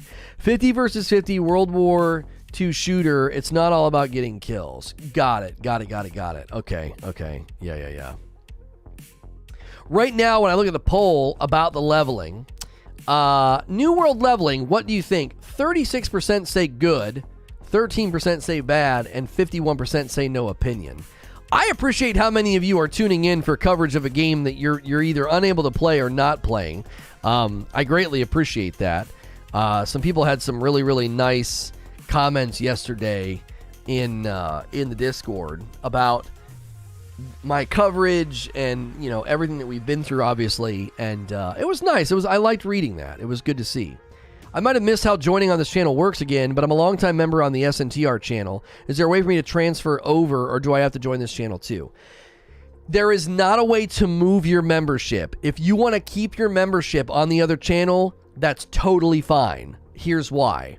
I do a daily premiere over there with a chat, live chat. You can chat during the premieres. I do a weekly stream with Hilly. You can show up, have your badge, show off how long you've had your badge, how loyal you've been.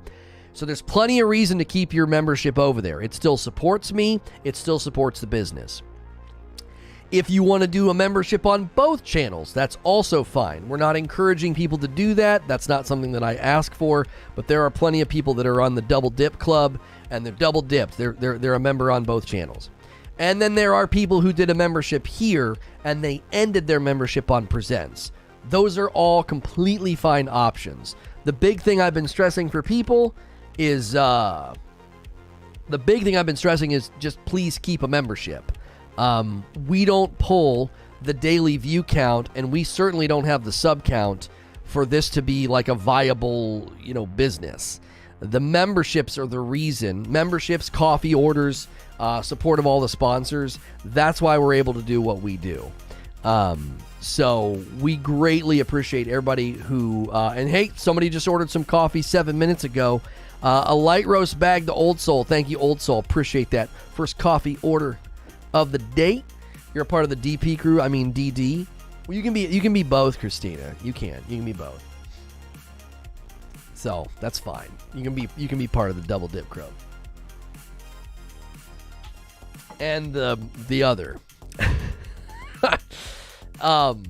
I've been enjoying New World gameplay as well. I think it works really, really well for, the conversation and just chilling and kind of like what we like to do. Egnart's coming in with a brand new membership. Enjoy the dope badge and emotes. You are dope and deserve dope stuff. I saw a video today from this Demon Kim. He got a New World art book, and there's a lot of stuff like Asian style armor, mermaid armor, dual hatchet. Apparently, we've seen about 18% of what's in for the year. If they do this as an ongoing game, then I don't know what we're gonna do. I really don't. I don't know. Wildman says, I feel it's fun and quick up to 20, and then it seems to slow down and gets a little more grindy at that point, and things start to open up. Super fun game so far. Yes, yeah. I like the freedom. I like the freedom, Wildman, but I'm telling you, that freedom started to collapse on me. I was like, I don't know what I'm supposed to do, right? Like, and when you have queue times and limited play time, you want to make sure that you're playing well. You want to make sure you're doing a good job with your time, and I think that's a challenge to know, like, am I doing a good job? Am I using my time well? And that's kind of where I was like, man, if it was a little bit more linear, that would be nice. I'm not saying make it easy. I'm just make it a little more linear. Make the content loop, just progress sort of on its own, I mixed the light and dark roast coffee last night. It was an eye-opener. I got the best of both worlds in one cup. Oh, there you go. There you go. There's a good testimony. Well, you 2 scoops of light, 2 scoops of dark, and, let it ride. I'm drinking the dark roast right now, and my wife and I prefer it, but I think the light roast is still the most popular amongst all the people here that have ordered. I think the light roast is still the most popular, but the dark roast is very, very drinkable. And we will have a Christmas blend very soon. That should be shipping soon, I would imagine. I would think. They've already charged me. Roll the likes over, chat, says Agent Atwood. Let's get 300 likes. T-Bone says, I only have one MMO on my plate, and that's Final Fantasy XIV. I don't have enough time and money for another one. I mean, that's totally understandable, right?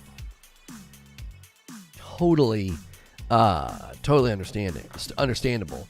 These kind of games don't really work well if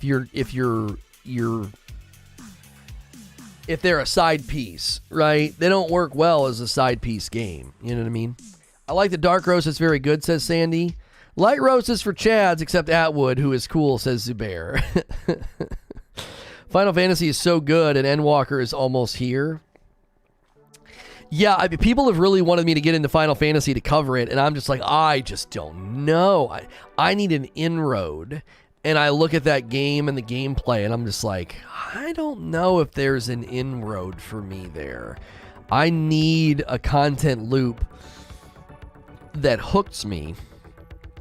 And I look at Final Fantasy, and I'm like, I don't think that would hook me. Now, maybe New World can be the catalyst, but, we'll see.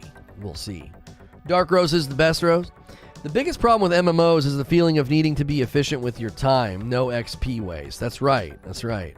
If you ever play Final Fantasy, you play it for the story. Play it like a single-player Final Fantasy game.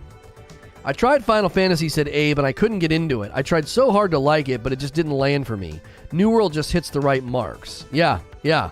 I've not tried it, but I feel like I would land in a similar spot, Abe. I have limited time to play as usual. Leveling could be a bit more streamlined. Yeah. Heck says, tank main here. I'll speed up your dungeon queue times if you go DPS. Well, I go in this game, in New World, I'm enjoying being a healer. I kind of sit back. I throw my spear every now and then. I jump in the mix. I help with damage. You see Disney coming out with a Boba Fett series? Yeah, that's old news. At the end of at the end of the last season of Mandalorian, they announced that. Yo, my man Manny Smalls upgrading to a tier 2 membership. I appreciate that. Those of you that have memberships and have opted to upgrade to a higher tier level, thank you so much for doing that. I appreciate that. Apparently, there's really good things coming for membership. Like, I really, really hope some of this stuff rolls out soon, because it would be really, really nice. This experiment with moving channels has been great, but it's also been a little, like, it's been a little stressful. And it'd be really nice. It'd be really nice for YouTube to come in and give us a little padding here, you know? I hope you say get over here every time you do your spear. No, I don't do that. I don't do that. Final Fantasy is my longest MMO I've ever played, longer than Final Fantasy, what is that, 11, which was my favorite. Yeah. Didn't mean to use your name, chat scroll. Yeah, adding people in chat is kind of funky. It's worth it. I watch you more than I watch Netflix. Keep up the good work. I appreciate it, Manny. Thank you. Thank you. There's always Guild Wars 2, which has exploration as the main way to level. Yeah, I never played Guild Wars 2. Never played it. Surprisingly happy with the spear. I've outpaced my rapier with the spear, says Vengeance. As an Elder Scrolls Online, D2, and Mortal Kombat 11, my wallet is tight from gear and DLC. Oh, I bet. We mean light, not tight. Soon, I'd love to have YouTube Red membership. Yeah. When I was on a call with YouTube about a month ago, I told them, I said, listen, if you gave people one free membership to a YouTube channel, you know, $5, and I got paid off of it. If you gave them one free one for having YouTube Premium, I'm telling you right now, a ton of people would sign up for Premium because they would love to have that free membership to a streamer, and then in addition, they get all the other benefits, you know. You gotta level a new character for every class. It gets old quick. In what? Is a month of YouTube membership 30 or 31 days? I get my next badge sometimes later this week. I don't know. I'm not sure, Chris, how it works. I would guess 30. I would guess 30. I feel like I'm gonna have to leave the rapier behind and start working on the hatchet or the spear. Yeah, I've enjoyed spear, and everybody seems to talk as if hatchet is so good. My concern is, historically speaking, in my experience, when everybody's saying that a certain thing is so good, so strong, and so OP, that thing's ripe for a nerf. I'm not saying it should be. I'm just, in my experience, from what I know, what games tend to do, hatchet's in danger, I would think. I don't know. Maybe they just need to get everything else up to speed and make them all just as good. But when everyone's saying the same thing, I immediately get concerned for whatever that thing is. I'm like, I don't know. Everybody's saying it's so strong and so good, and people are saying it's OP. People use OP a little bit liberally. They say OP, and what they mean is it's amazing. The rapier seems to be really good for DPS. Just stand behind the enemies and get big crits. That, yeah, if you're support, that might be good because you're not drawing aggro, you know. My membership always comes out on the same day regardless of the prior month. So they just pick a day of the... So whether or not it's a 28-day month or a 31-day month. Huh. To the new folks, Lono will get anything nerfed. All he has to do is speak it into existence. That's right. That's right. Oh, man. I always use Premium. I love that I can play the video in the background. Yeah, and no ads. Yeah. I finally, like, chomped down and did Premium. They gave me, like, a month trial, and I was like, oh, this is so much better. I do like the spear. But I saved a rapier. I may switch to the rapier if it has, like, does it have, like, stuff to do, like, stabbing in the back and all of that? Slash so quickly that it extends your reach up to 5 meters. The strike deals 50% direct weapon damage, but also applies a bleed. Deals 85% weapon damage over 12 seconds. A flourish and finish. A flourish performs an attack knocking back enemies. Pressing light attack at the end of flourish will continue this ability by automatically performing finish.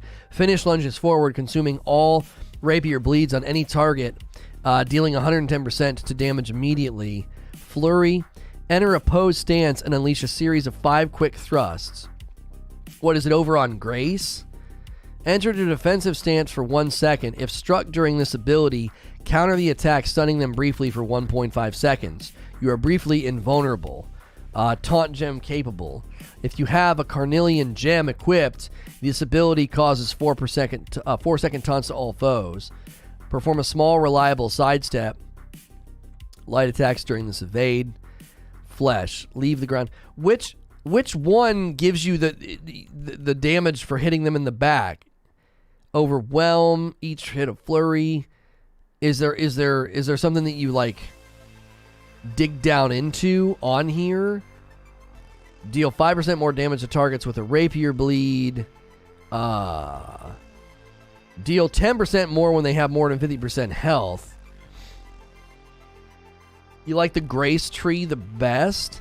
He was saying you get something for stabbing them in the back. Is that a skill that you spend into? Show the skill tree while you're talking about it. Yeah, it's right here. I can't. Hang on a minute. I'll move myself. It's right there. So is there something in here in rapier that gives you like damage to the back? Oh, that's how melee weapons crit in New World. I understand. It feels like it might be worth doing blood, because what you would do is you'd be running support and helping your teammates and just applying bleed to the enemy constantly. You know. I'm grinding Diablo like it's 2001. I know you have your concerns, but for people that have stayed around for all of Diablo 2's mods and its lifespan, this is a second coming. It's basically a game for fans of Diablo 2. Like I outside of that, I don't know. I don't see it.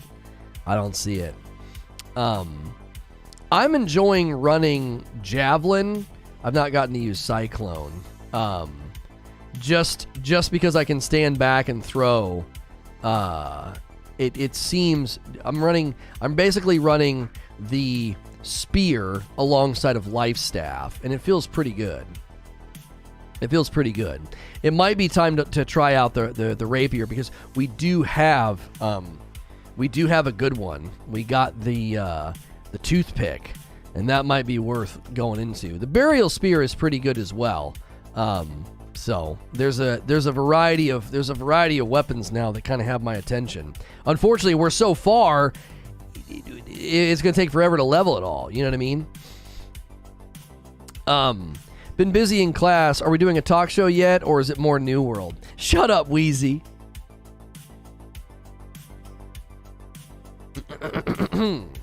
So, give Rapier a go. Yeah, the problem is that we're so deep into both Sword and Shield. We're really deep into Sword and Shield, and we're also deep into now Spear. It didn't take us long to get Spear going, though. So, a lot of new subs today, guys. Thanks so much for hitting sub. Hopefully you're enjoying the show. Hopefully you come back for more New World coverage or New World gameplay. We greatly appreciate it. If you found this video from a suggestion, if it suggested this video to you, we appreciate you clicking on it. And we are... Yeah. To quote Lono, I hate you easy. That's right. So glad to see you forming a content creator community again. It feels genuine. Absolutely happy as son. Well, I appreciate it. At least the early levels will go by quick. If you like something, it won't take long to get it back up to what you have been maining. Yeah, I mean, now's the time to try some things out, right? Run the dungeon until you get the Rapier drop, then get a drop for Deadman Cove. Rapier level 10 in no time at all. I mean, I got it to drop from the dungeon. I have one. You know what I mean? I got so bored with Sword and Shield so fast. Great Axe is where I find myself in the moment, but Hatchet's fun too. There's a level 25 dungeon at Monarchs that you can get really fast weapon XP. Really? Wait, so there's other dungeons I can run right now? Other than Amrine?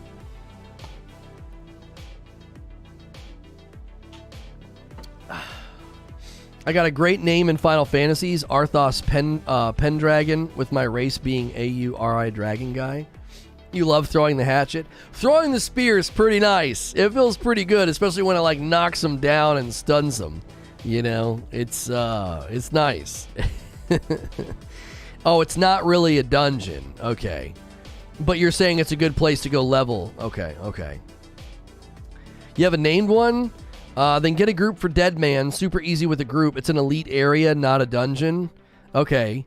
He's talking about Dead Man's Cove. It's not really a dungeon. Okay, so it's a place with elites. So I could go there and get the rapier up. Like, I thought throwing the spear would be really complementary to being healing. So it's, you know, I've enjoyed that aspect of it, but I think the problem is that it's, you know, it's unfortunately it still feels like I kind of have to get in there and fight. And if I'm going to get in there and fight, I might as well run like a rapier and go with bleed, you know. Look at the lower left of Monarch's Bluffs. Okay. I'm sure we'll be able to find it. We have people that are in here basically every day playing. It's not a dungeon. It's an open world cavern with elite mobs. Got it. Okay. This to me is one of the signs that I believe New World gameplay has something special when I'm struggling to pick a build and a weapon type, right? I think that is a sign they've done a good job, right? Because it's not like, oh, forget that, just do this, right? Rapier's only dex? No. It shows up in two places. I think it's also on intelligence. Yes, intelligence and dexterity. Yes. Focus is the only, just the life staff, which makes me interested to know what else they're going to put there. There's got to be other weapons planned to land on focus. Maybe a crossbow will land there, because apparently there's rumors about a crossbow. You know, I think Rapier's only dex, so you can respec to just dex and focus. I'm mostly dex and focus right now, which benefits sword and shield, spear, hatchet, you know, rapier. So, yeah.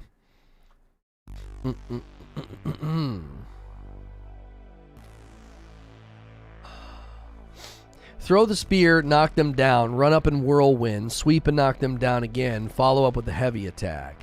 Yeah, the heavy attacks on my spear are doing, what is it that they're doing? 10% critical chance on attacks against targets that are 3 meters away, and then 10% damage on consecutive heavy attacks against a single target, and then successful heavy attacks reduce all spear cooldowns by 15%.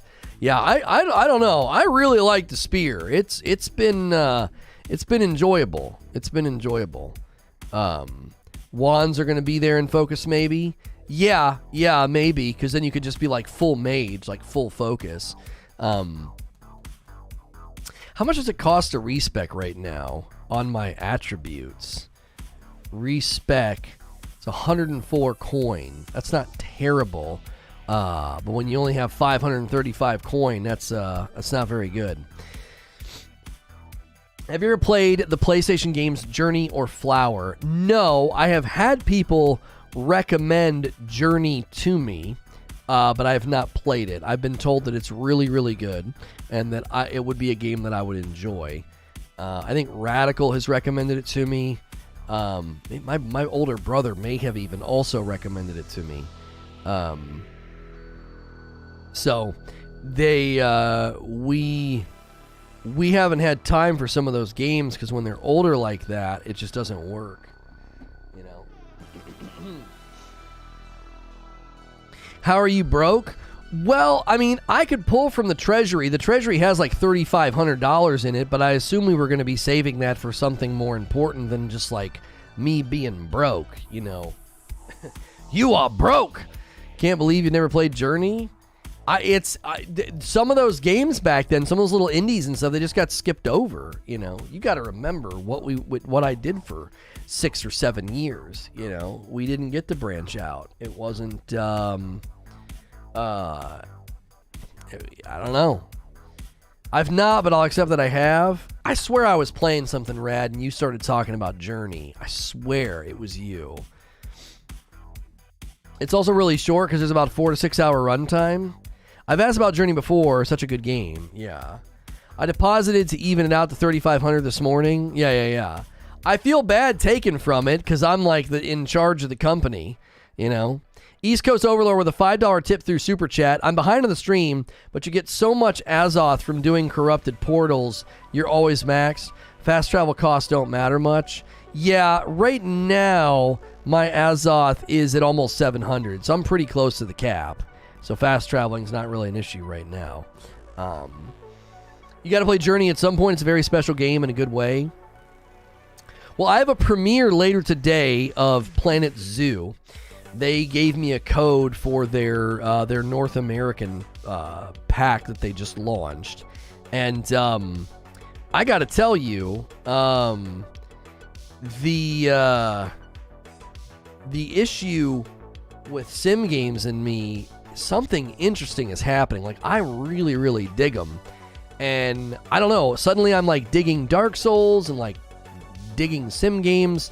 I have sim game ideas, like content ideas.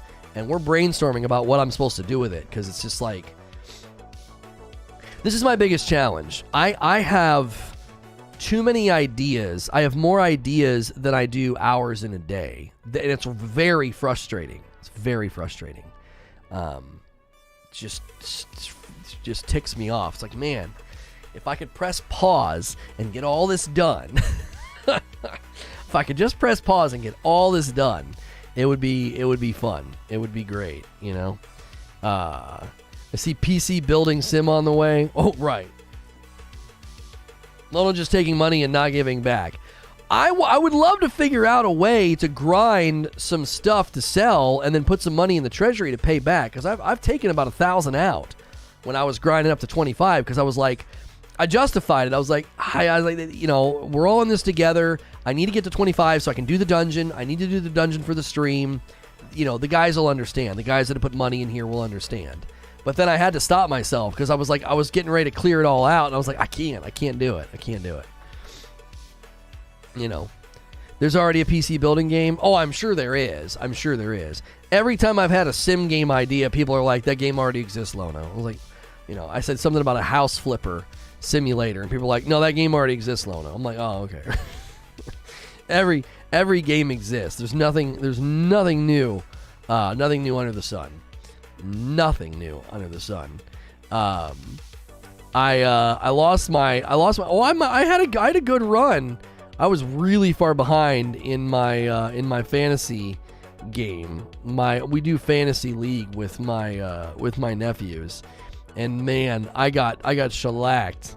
I got absolutely punished, and there is nobody in the league worth grabbing right now. It's rough. Lono out here stealing from the homies. Yeah. Grocery store sim. I mean, anything can be a simulator. Just take a job, take a mundane activity, and turn into a sim game. You know what I mean? Another one is Abzu, which was made by some of the same people that made Journey, and that is probably one of the most relaxing, visually beautiful games I've ever played. Really. SNTR Fantasy League when? No. If you guys want to run something like that on your own, we can make space for it. I'm not doing it. No, I don't have friggin' time. I barely had time for this. Like, we did a draft night, and I was like, can you just put me on auto draft? Like, I'll organize the team every week so that the nephews can have people in the league. But can you just put me on auto draft? Like, I do not have time. If you guys want to do it, feel free. We'll give you space to do it. I don't have any time at all. None.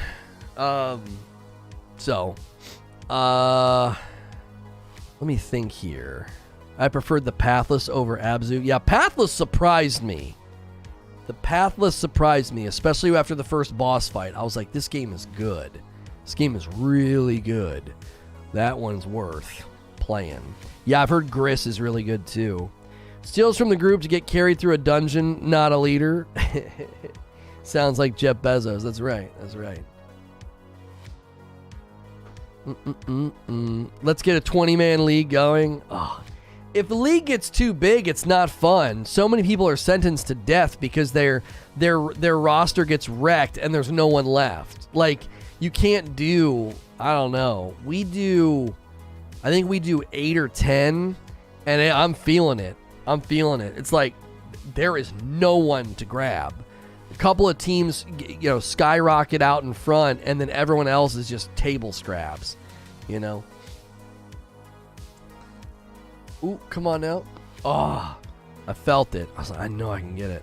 That was a good neck pop.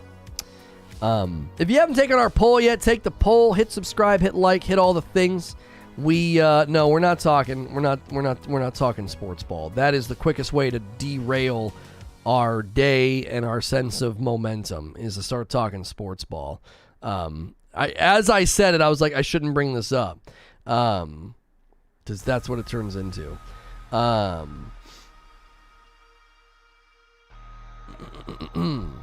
What is that? What game is that, T-Bone? Is that the Journey game?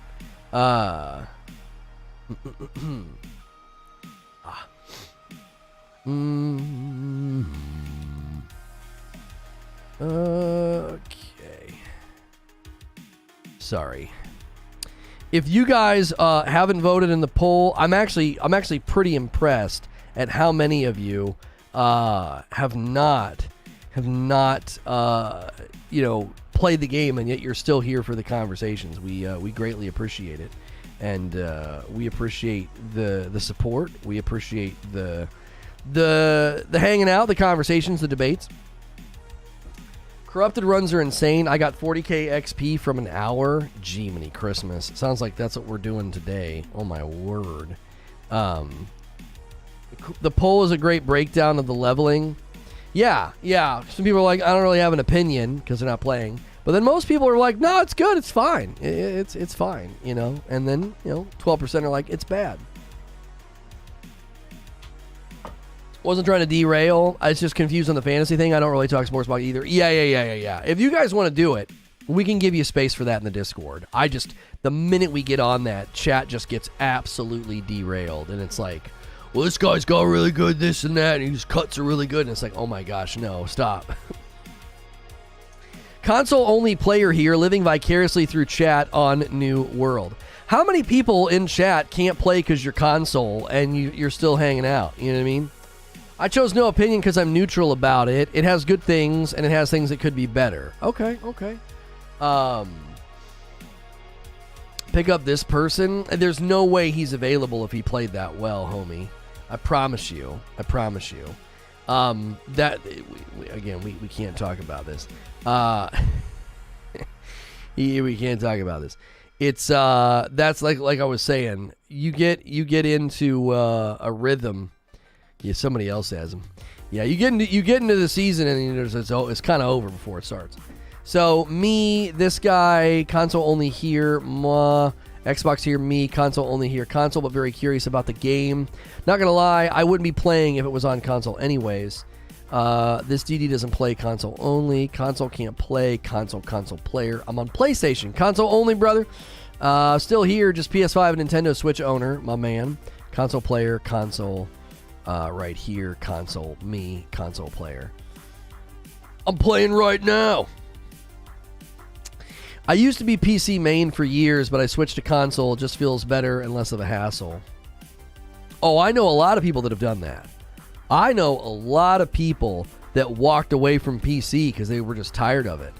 It's just easier to grab a PS5 or, well, it's not easy, but you get a PS5, you get a Series X, and it's like, yeah, I'm done. I don't have to do anything else. Just there it sits, Hit me if you ever want to talk fantasy. It would be nice to bounce ideas off someone not in my league. I don't have ideas, homie. I am the cliche. I don't know if it's cliche. I literally I base everything off of projections. I might read the spin, but I don't put a lot of thought into it. PS5 here, Series X on the way. I try the game out if it comes to console. If they give this game a solid year of content and they deliver and there's new weapons and new areas and new armor and awesome experiences, and then they land it on console, holy moly, we'll be in a really special place. We really will. I mean, we're gonna hit 7,000 subs covering this game. The sub count kind of stalled out. Like, people weren't moving over from Presents anymore. Most of Sub-Based on Presents doesn't watch any of the content I put there. Even my video that's like, this is my most important video. They didn't even see it, and if they did, they chose not to watch it. 40,000 some odd people over there just not watching anything. So I was like, wow, this can be a slow grind. And New World has definitely, kicked things into high gear. It's easier to grab a PS5 than it is to play New World. I heard new weapons are already developed and that they are planning to bring a whole new continent. Yeah. Yep. That's the rumor. I think there's confirmed weapons that people have seen. New World weapons is, I think, going to be an ever expanding thing. The challenge that you're going to run into is you get a late game, you're in the 50s, you're nearing 60, and they launch some new weapons. What's that going to feel like? What's good, Orphan Twin? Is grinding those weapons going to be, is it going to be a slog? Is it going to feel worth it?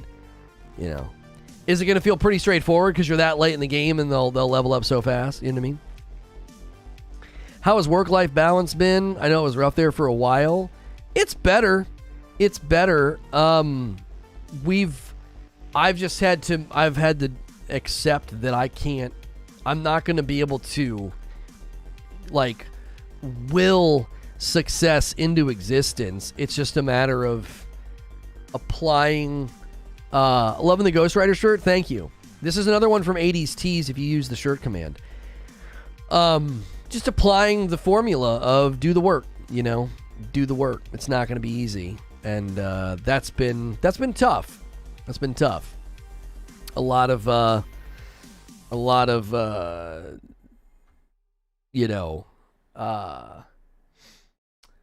lift the camera a bit and make the frame perfect. I can't lift the camera anymore. You'll see a ton of the floor. I'm not set up for that. I can't. It's not possible. If you go down any lower, the framing doesn't work. I've been watching Midnight Mass, which is very good, very creative, excellent cast. It's a lot of the people from the Bly Manor, Haunting of Hill House stuff. I love a lot of those people. I think it's a lot of Canadians, and I don't know how that's been happening, but like little pockets of Canadian actors are getting scooped up for projects. Maybe because they pay them in bottle caps or something. It might be cheaper for the budget. I don't know. I'm kidding. Anyway, there's a lot of Squid Game was really good. There's a lot of serenity in that, Let me, help me accept the things I cannot change and give me the wisdom for the things that I can't, and grant me the wisdom for the things that I can. Or no, I forget the exact phrasing. The grace to accept what I can't change, something like that. The courage to change what I can and the wisdom to discern the difference between the two, basically. And easy now. Yeah, I know. I'm sorry. They accept maple leaves as payment. That's right. They pay them in maple syrup. And it's good. It's good. I can see why that is a common, practiced thing that people say, whether it's in AA or other facets. And it's been an enjoyable show, but also I don't know. I hear that and I'm like, yeah, that's pretty much it. There's stuff you can't change, man. It's just living life on life's terms. And that's been tough. But the work-life balance, I think, has been better. The weekends have been really enjoyable. Soccer was really fun with the kiddos. I got to assistant coach for a little bit. I wasn't thrilled with the coach's philosophy and approach. He was a great guy, but me and one of the other dads really were like, I think we need to do this next year. Because it was really fun. I've been teaching my kids a lot of the basics in the backyard, teaching my kids to clear, teaching them to create angles, all that stuff. No, I've not finished it, Manny, but it's heating up. It's heating up. I loved the some of the twists. I thought this is creative. I have a handful of story ideas of my own that I would love to put into book form. I used to write a lot. I'm a decent writer. I just don't have time. Yeah, grant me the serenity to accept the things I cannot change, the courage to change the things that I can, and the wisdom to know the difference. That's right. Oh. Yeah, that's it. That's it. Thank you, Liz. That's good. That's good. That's a good little mantra. I know that that's an AA thing, and I know there's it's laced with some things, it's laden with some things, but it's good. I think it's a good thing to say to yourself every once in a while. It's like you just got to accept. You ain't gonna change this,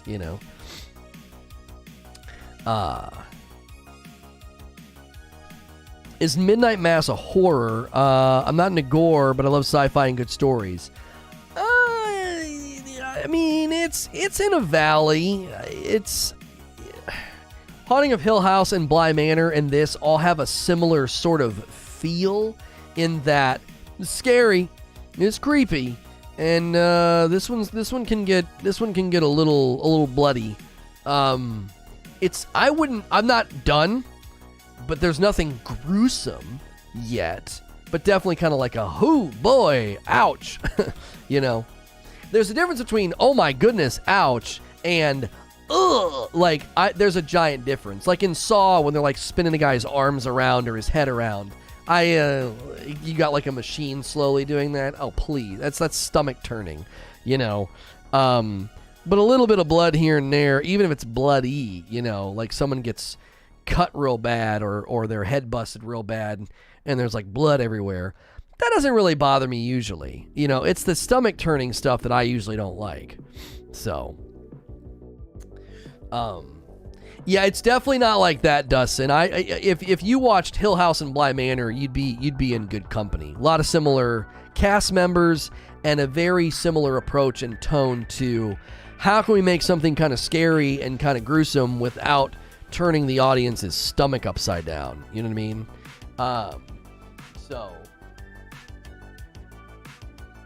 So that's hilarious to me. It's so over the top. You probably can just start to kind of laugh at it, but I don't like it.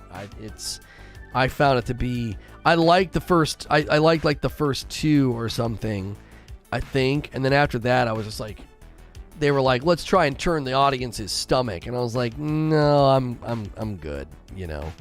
I forget when it was. I think it was after the third one where I was like, this is just going for shock factor now. You can't stand the English voiceover when the lips don't match the words. Well, Squid Game, I would encourage you to watch it in Korean and just read the subtitles. And you're like, I can't watch the subtitles. Watch a movie with the right voices. Play a game with the right voices. Like Ghost of Tsushima is so enjoyable with the Japanese voice actors. And I wish I would have watched Squid Game with the Korean. I wish I would have. I didn't think that I could. I thought that was just like not an option. Which that's just me being stupid, but I'm usually pretty busy in the mornings when I'm watching stuff like that, so it worked. I could like kind of look away and get stuff done because it was in English. But I think it would be more enjoyable allowing the Korean, because you can tell they're great actors, but it certainly doesn't feel like it when they're like, oh. And it's not their voice. It's like, what the frick? Like, it really, really guts the drama of the show. If you watch it with the English dub, the Korean translation for it wasn't that great. Yeah. It hurt it. It hurt my viewing experience. The English dubs, it did. It hurt my viewing experience. Expert Squid Game closed caption for English is way off, and the voiceover is closer to the meaning of Korean. Oh, really? So the closed caption, is that what Lazy Nerd is saying? The translate? I don't understand. Why wouldn't you just take the voiceover and put that down below then? That doesn't make any sense. That is so weird. Why would you hire a voice actor to say lines that are more in line with what the Korean is saying and then just put that down below? You know what I mean? No, it's not an anime. No, it's real. It's live actors. Yeah. Dubs usually don't sound that great no matter what the language is. It was okay. It got the job done. The closed caption was probably done way before the voice over. How long would that take to change? It's typing. You hire somebody. They'll be done in 5 hours. It wouldn't take that long to transpose. Just take the... Oh, that's frustrating. That's really frustrating.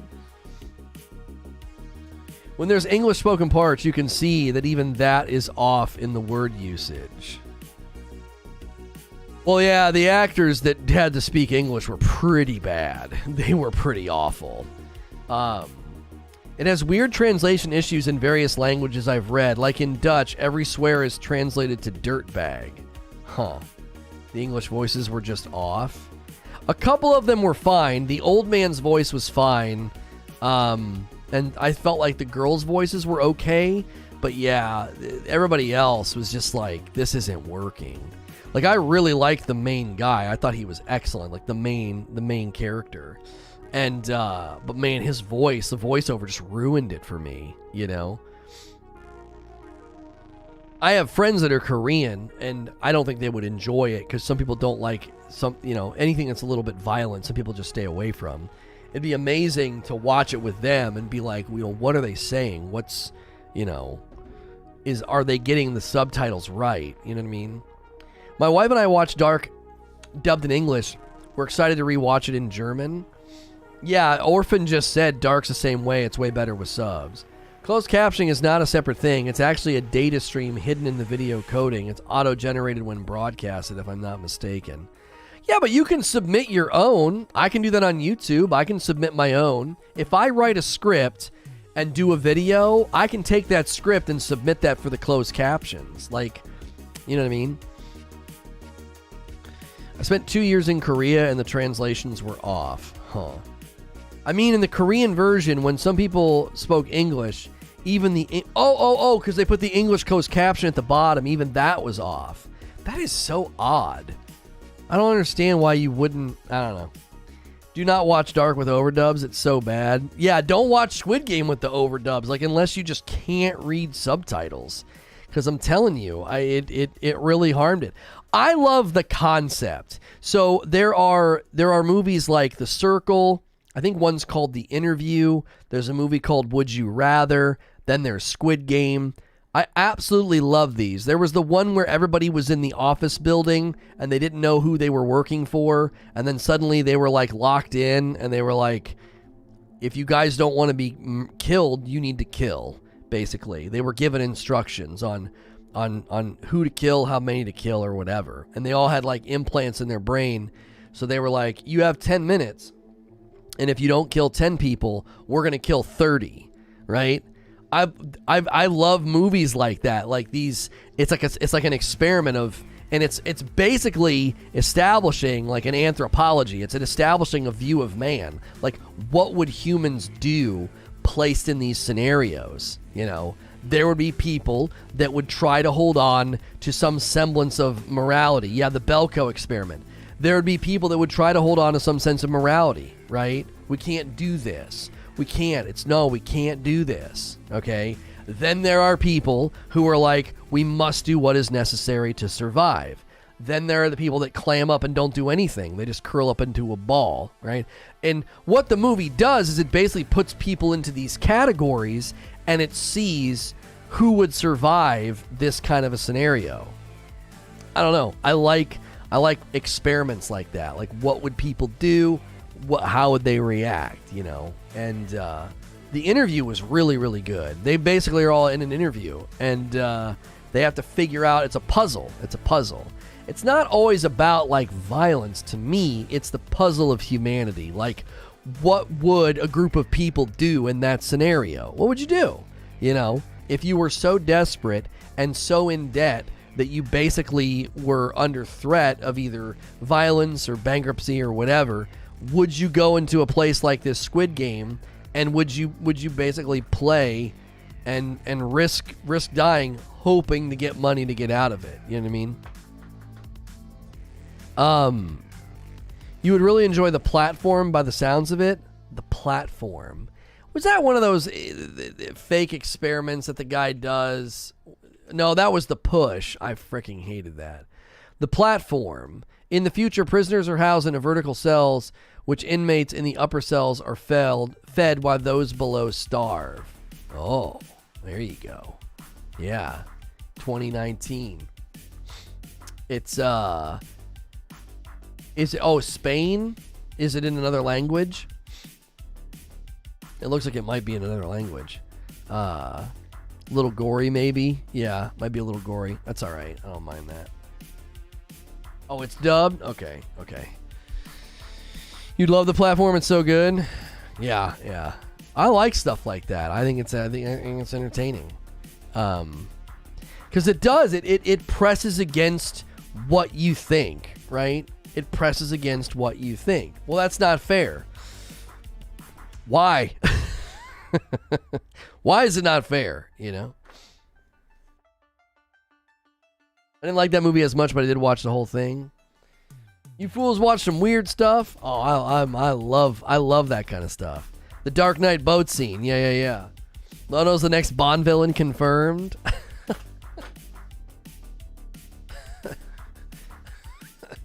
That's right. You can civilize the man, but he is still a man. He is still a man. You back him into a corner, and there's a part of him that will come out, you know? That's what those movies essentially say, is that you can take away the civilized, what's the word? That's not housebroken. Domesticate. You can domesticate a man, but you can very quickly reverse all of that if you put the person in the right scenario, right? He'll become an animal, you know, because his survival instinct will override everything else, you know? And that's what these movies ultimately want to put on display, is that put into the right scenarios, survival overrides whatever you think is your, like, worldview, you know? And then there are the people that don't allow survival to override. They cling to, you know, maybe their morality or their views or their religion or whatever, to the very end. So, nothing outweighs the will to survive. Well, and that's what they've tried to create. They try to create that tension where your will to survive is in combat. It's in a tension, and that's where the friction comes from. And that's where the thought experiment comes from, is would you cling to your sense of right and wrong in those moments, right? New World bots flood fishing spots so players bring boars to kill them. Oh, really? What are they doing? How do you... people are building bots to fish? Oh, because they can fish and then sell the fish, I'm assuming. Like, end the day, and they have all these, you know, salmon, because salmon are in such short supply. Large salmon, that is.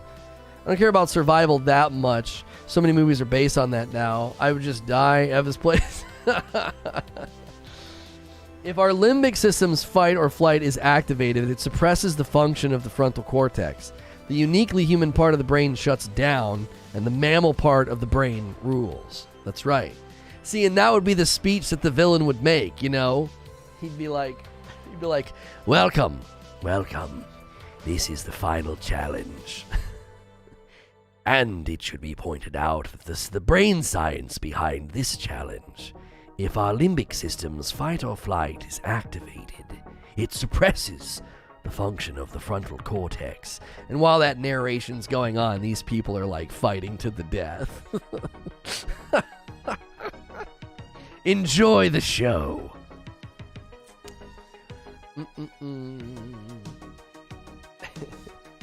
I'll never kill another person. Throws a honey bun between two combatants. Well, sorry, bud. It keeps them getting kicked for inactivity. Oh, right, because they're actively doing something. Yeah, that would be tough to detect and kick because, I mean, fishing is basically standing in one spot and hitting like one button over and over again, right? Cabin in the Woods was good. I enjoyed it. Yeah. If you overload fight or flight, like the stress is overwhelming, the mammal part shuts down and lizard brain takes over and you go freeze. There's an old saying that correlates to what you're saying. There's no atheist in a foxhole. Either you fight or you die. That's not what that saying means, though. That's not what that saying means. I think that saying is original to C.S. Lewis. And that wasn't the point he was making.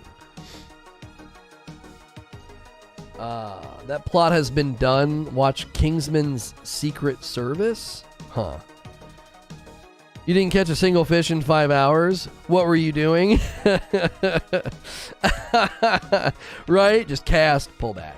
Cast, pull back. Cast, pull back. That's probably what they're doing, you know. Because there's no way a bot's catching fish. There's no way. They're probably just casting and pulling back, and that's keeping them from getting kicked. Because it registers as an attempt to fish, even though we all know it's not. They're not fishing, you know. When the Final Fantasy servers were overwhelmed, they had to turn on an inactive kick function. Yeah.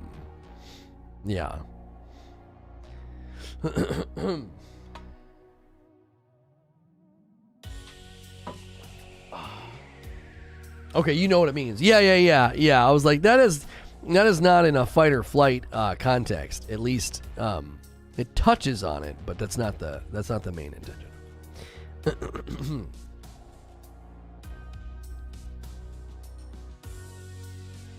Bots are catching only legendary fish. You can see the ID as soon as it's hooked. What? You can see the ID of the fish as soon as it's hooked? So that's a thing that the bot can detect? Where is that information? I mean, I can usually see it within a moment, and I'm like, oh, I think that's a medium snapper.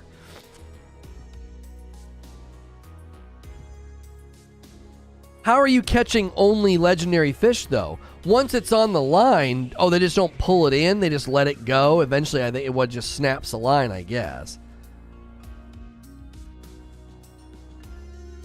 In New World. Yeah, apparently. Could be a macro that uses the rhythm of hold and release. Well, it sounds like the bot is sophisticated enough to catch fish. Like, if they're catching only legendaries...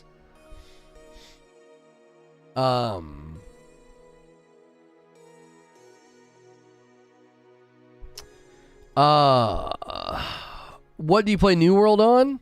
It's right above me. We're on the U.S. Eastern Eden server, and obviously I play on a PC. Amazon catches AFK with the camera they have in everyone's house. Cue the X-Files music. That's right. Do do do do do do do do do do do do.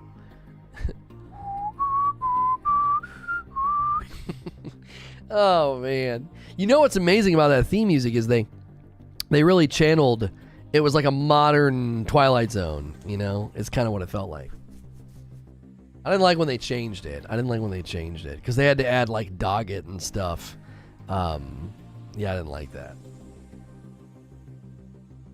That's a thing. Oh, it is a thing. You can buy a bot. Oh my gosh. So people are buying bots to get legendary fish. Unbelievable. I love that people are kiting boar to kill them. Like, I like that. I think that's great. That's chaotic. What is that? Is that chaotic good? I love the message of the day. 3 orders a day, please. Yeah, for Ray Just Roast Coffee. Yeah, 3 orders a day, please. That's right. That really undercuts players looking to level up fishing. That should be where they're setting their sights, not people when they step away to let their dogs outside. Right. There was something that kept breaking my line, even when I made a stronger fishing pole. I wouldn't even been reeling it in. It would just break the moment I snagged it. I won it. It happened 2 to 3 times. Yeah, there was an uncatchable fish for me. I forget where I was. I was out. I remember where I was. You can cross the water in between It's down in First Light. You can cross the water, and there's all these pirates and pirate ships. And I'm pretty sure that's where I was. Oh, no, I think I was up north. I think I was up north when I did it. It was an area where you could cross the water in shallow, and then there were pirates everywhere. And I could not pull in whatever this was. It was like not possible, right?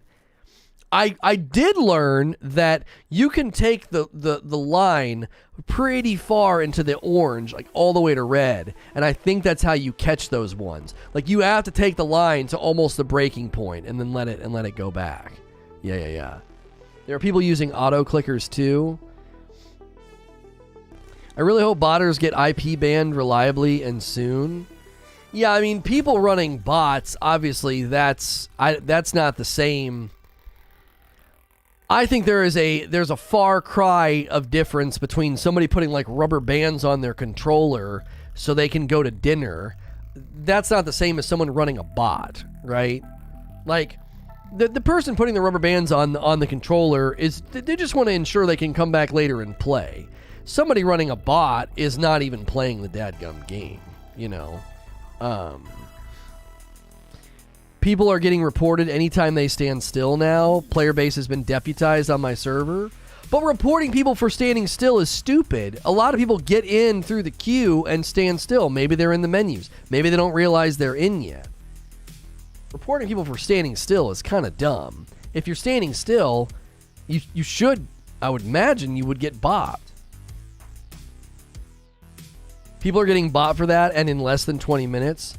People are getting reported anytime they stand still now. The player base... Oh, so you're saying that's why people are getting bopped, just for standing still. Reporting doesn't equal kicked. Yeah, like, how do you know that's why you got kicked? You know? People are running programs that auto-click on respawning trees, rocks, etc. Huh. Final Fantasy XIV had a feature where you can have NPCs farm, mine, and fish for a consumable. Just ask Ginger Prime. Well, that's different, though. That's built into the game. It's a mechanism. That's something that's been designed. People are definitely doing it now because they think it will solve the problem. Why does this stupid Azoth staff quest have to go through this dumb fisherman in the middle of nowhere? Oh, yeah, when you keep having to go out to the fisherman? Yeah. There's nothing quite like New World gameplay that's like, this is a really important quest. You need to go turn it in. You're like, where? In the middle of a random field, and he's surrounded by alligators and ghosts. You're like, why? Why is that person in town? Whether it equals kick or not, with enough reports, there'll be harsher penalties. Reporting people for standing still is really freaking stupid. Well, what did I say yesterday? I said the optics on suddenly bringing up AFK players was a mistake, because what that does is it creates a passive narrative that the reason you can't get in is because of AFKers. And so then you're going to have people in towns and in villages sending hate mail and getting angry because some guy's running into a wall or some guy's standing still. And then all of a sudden, people are turning on the community and being like, yeah, that's the problem. Get these people out of here. They're standing still. They're AFKing, you know, whatever.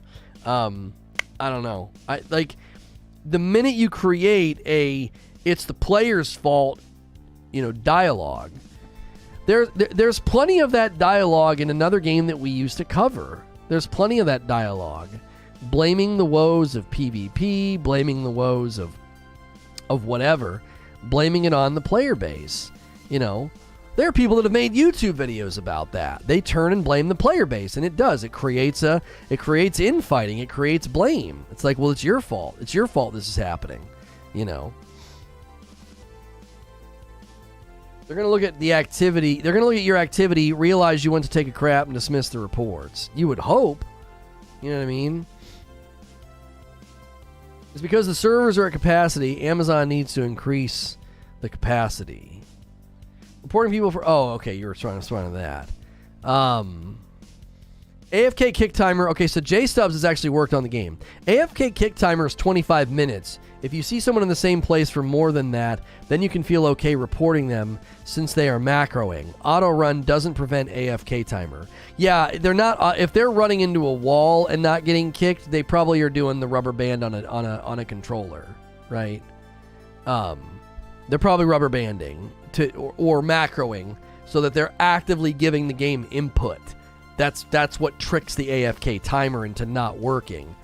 That's why a macro bot or a phishing bot or somebody, running into a corner, if they're consistently inputting that input, then the game will be like, oh no, they're here, they're doing something.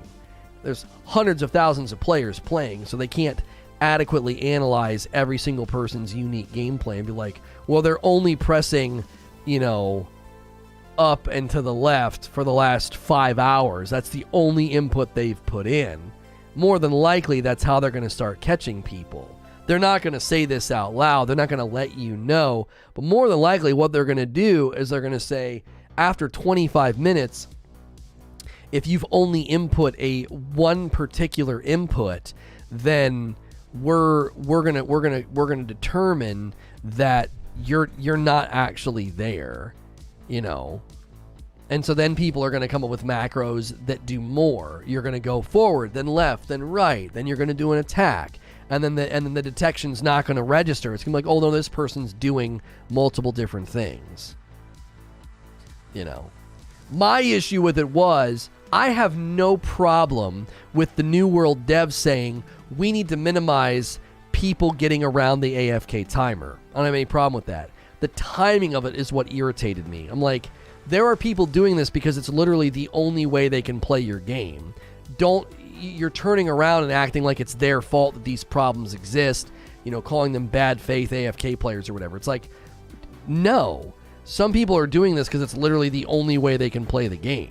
Sure, there are people who are doing it because they never want to give up their spot. They play for 8 hours and then they macro for 8 hours. Sure. But there's plenty of members of the community that read that post that were like, you freaking kidding me, man? Are you kidding me?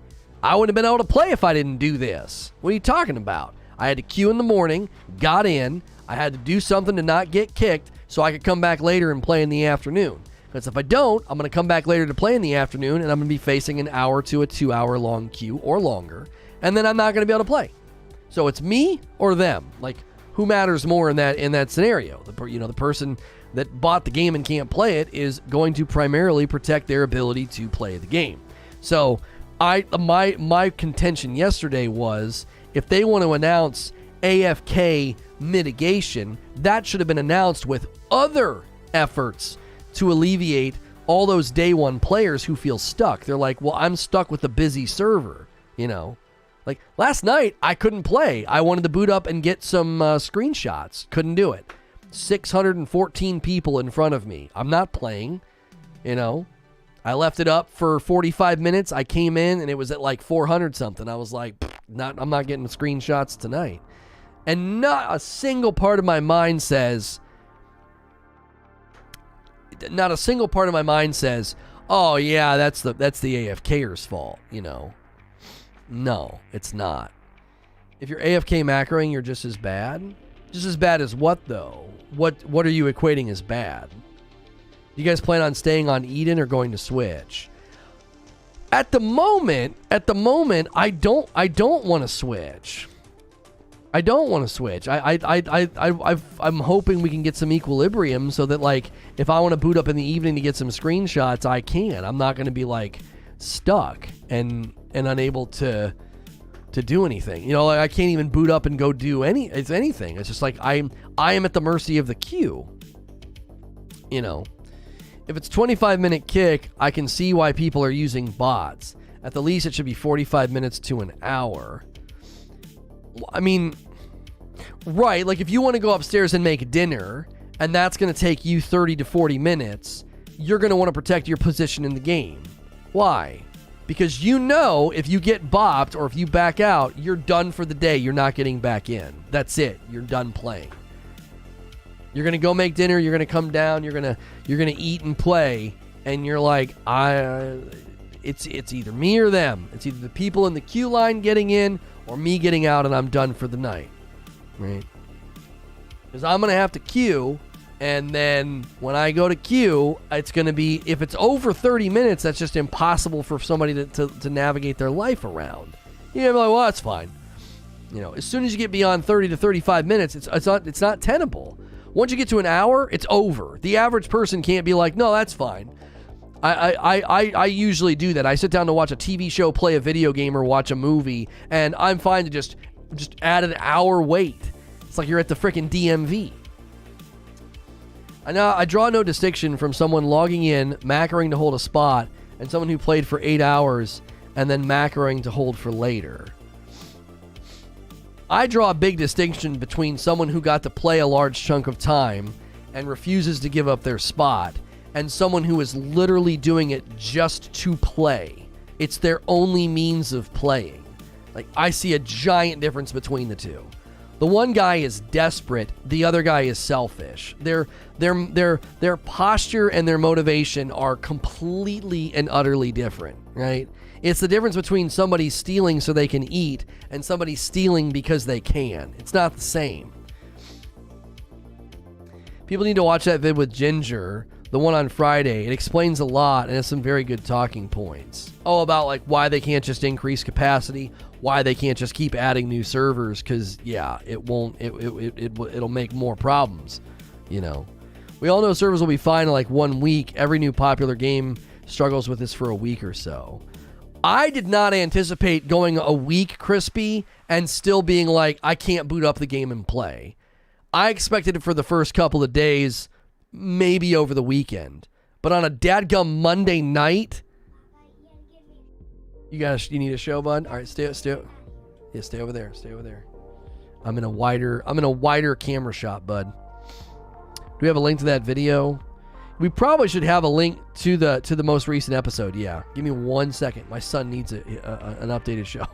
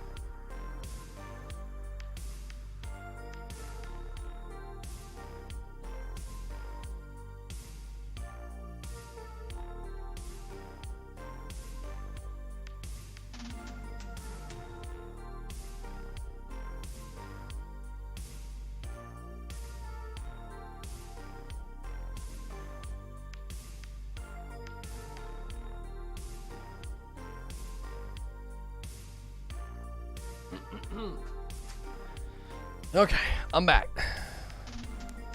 I don't think the problem is going away as players are more and more entrenched in their server each day they make progress.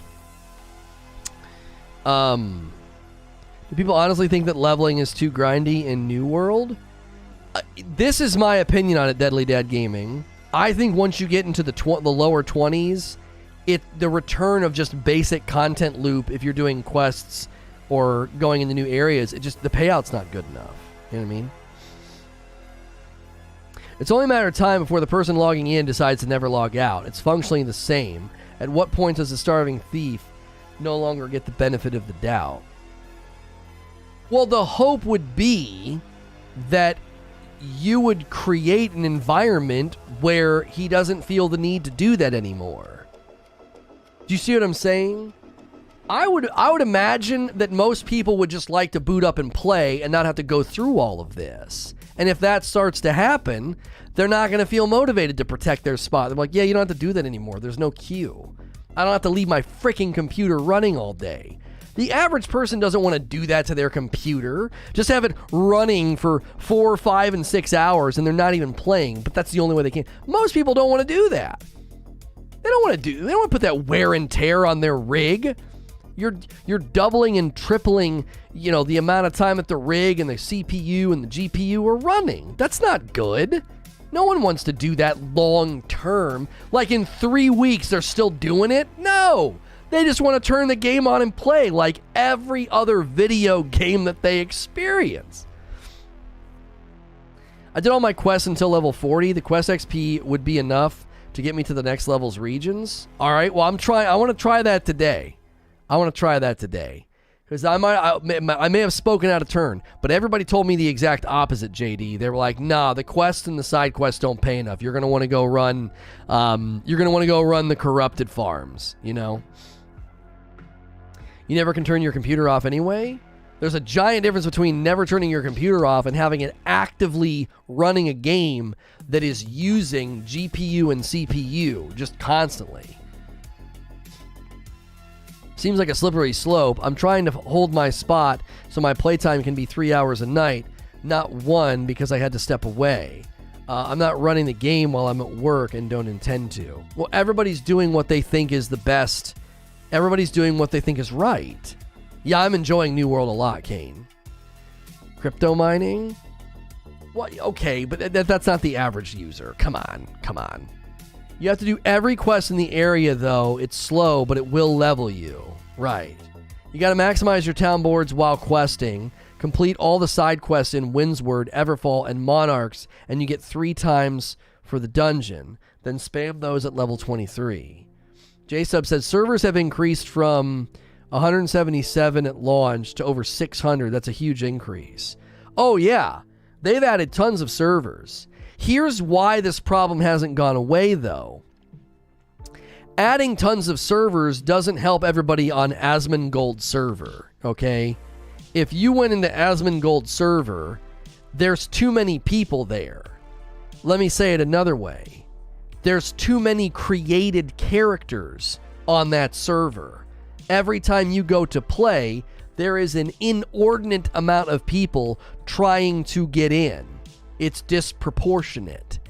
And a new server isn't alleviating that. Now, the only way the new servers will start to alleviate a server like the one that Asmongold chose, the only way, is if giant portions of those people start to siphon off to the new servers. That's also on that player? No, it is not. Absolutely not. If Amazon allows that many people to flood a server and create characters, that's on them.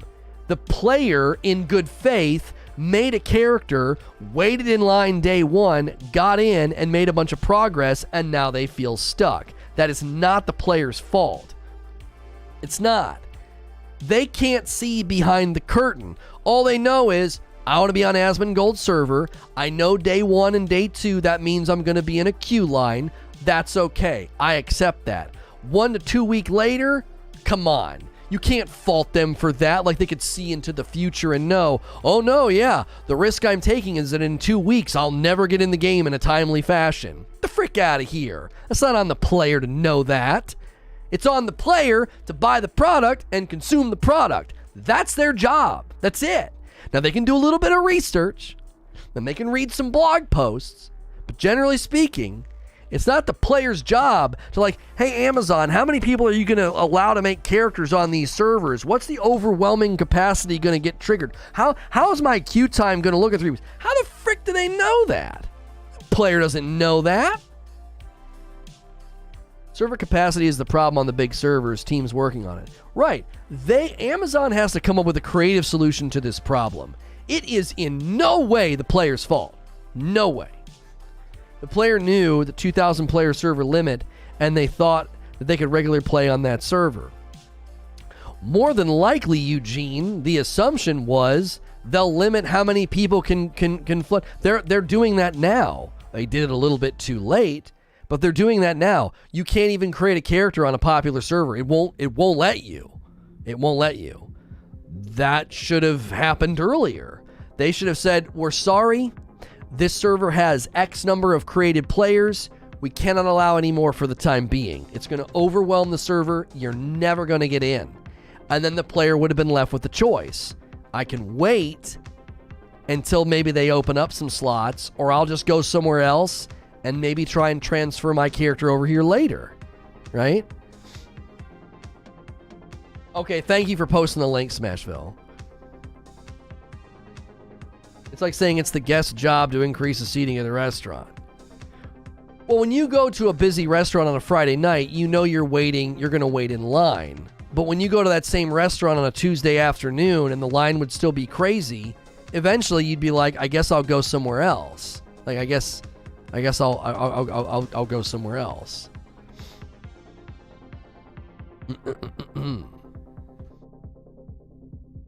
Lono's different. He used Asmongold. Yeah, but even the server that we chose, Eugene, I'm facing, like I said, we're comparing train wrecks. What difference does it make if my train wreck is 4 cars and the train wreck on Asmongold server is 10 cars? It's still a train wreck. I still can't get into the game in a timely fashion a week later. I didn't choose Asmongold server. I chose a server that a couple other content creators were looking at. We thought it'd be pretty fun, and we're stuck. Like, I can't get in a timely fashion. There are members of this community that haven't been able to make progress. Why? Because we in good faith chose a server and thought, okay, well, you know, in a week or two, it'll settle down. One had a solution, the other doesn't. What do you mean? What solution did we have? I didn't know this was going to happen for an entire week. There's no solution to make sure everyone that wants to play with Asmon can. I'm not saying that they should be able to do that. What I'm saying is there should have been a stopgap that said this server has too many people on it. It's too many people have created characters here. The same thing should have happened on my server on Eden. I got up in the morning, I got in, I created a character, I claimed my name, good for me. And you know what happened? You betray my trust. You let all these other people come in behind me and overwhelm the server. You don't do anything to protect my server, and here I sit a week later. I can't boot up any time of the day and get in a conceivable amount of time. That's not on me and the people that tried to get an Asmongold server. There's thousands of people that got in day one and got to play and make progress, and their investment wasn't protected at all. They just, woof, they let people overwhelm the server. They didn't have any contingencies. They're like, oh my gosh, we have made a terrible mistake. Why wouldn't you have contingencies in place? You know, on the offshoot chance that we get completely overwhelmed day one, like picture best case, worst case scenario. The best case scenario is we get absolutely overwhelmed, which creates a worst case scenario. It's a best case, worst case. It's a good problem to have, right? Too many people. Well, if that happens, I mean, that's crazy, Dave. I mean, I guess we could do this. What happens if a server gets completely overwhelmed because you got a guy with millions of followers trying to flood that server? What are you going to do? You don't have a plan in play? You reached out to big content creators? You got them to play the game? You got them to promote the 50 versus 50 wars and the PvP? And you had no contingency? It surprised you? Come on. Come on. They should have had a plan in place. Spinning up servers is great. Thank you. What the frick are you going to do for people that got in day one and now feel betrayed? They're like, what? You didn't protect my server at all. It's overwhelmed. That's not on me. That's not my fault. How was I supposed to know that was going to happen? Whether you chose Asmongold server or the server that I'm on. Contingencies cost money. Why spend money when at the time you don't need to? That's a waste to them. I mean, I guess that's a cynical way to look at it, Irene. They're not going to spend money unless they have to. Not sure why people are on this topic of playing with Asmon. That doesn't sound like what's being argued here. Lono's saying they shouldn't let 10,000 characters be made on a 2,000 player server. Well, no, there's probably a threshold of character creation that you need to hit in order to keep that server going. I don't know what that number is. I'm not an engineer. I didn't run simulations. But that number probably needs to be greater than 2,000, right? 2,000 people aren't playing 24/7. If you want 2,000 people, if you want the server close to capacity, let's say on average you want the server full of about 1,500 people, well then you need a created character number probably at, I don't know, 5, maybe 6,000. I don't know. I don't know what the number is. But certainly that was exceeded very quickly. It was exceeded very quickly. And they were like, like, as soon as you saw a server fill to 2,000 and you saw 10 to 20,000 people waiting to get in, right then and there you should have been like, this is going to be a problem. These people will all slowly get in over the next 2 or 3 days if they're patient, and then that server is going to have too many created characters on it. They should have immediately said, set a limit. Every server needs a player creation limit. Do it now. Do it now. It'll upset, it'll disappoint people, but do it now. Be like, listen, you're never going to be able to play if you pick this server. And they tried. They started encouraging people. Come over here to the new servers. Come over here to the new servers. You can't do that. You got to stop people and say, no, you can't come in here. You're going to overwhelm this server. Am I the only one who wants a dev Q&A into how they developed the harvesting mechanics, sound design? Oh yeah, I really love all the artistry in the game is brilliant. The iconography, the graphics, the lighting, the sounds. Oh, it's all great. It's all very, very good. Just the wolves nipping at your heels is good. Oh, I forgot to schedule the dadgum second stream. We've been getting too into this, man. The streams have been so good that I have been and then the 30 won't go out. I'm gonna have to schedule it for 12:30 and we'll just go early just so people can get the 30. We'll reuse this one. Today I will be doing the New World corruption grind. Let's see. Gotta go into stream holding. Open. Save that image. And then we gotta come in here. And we gotta save that image. Okay. Change the thumbnail. We got a new one. Let's see.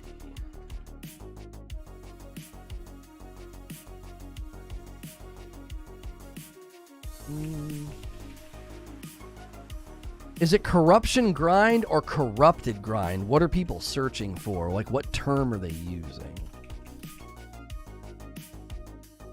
Corrupted, corruption, corrupted, corruption. Looks like most people are using corruption.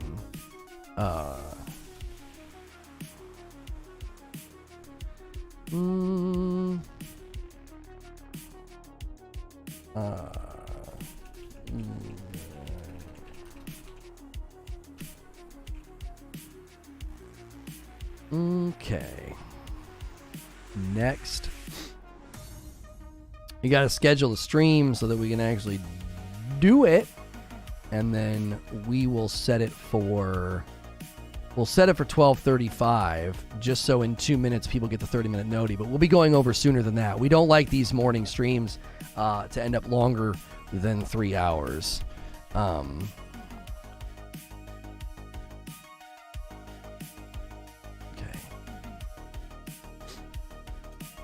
Just don't use Asmon server as an example of anything. It's going to be a crap show no matter what, and the player's trying to play on that server because he's signed up for that crap show.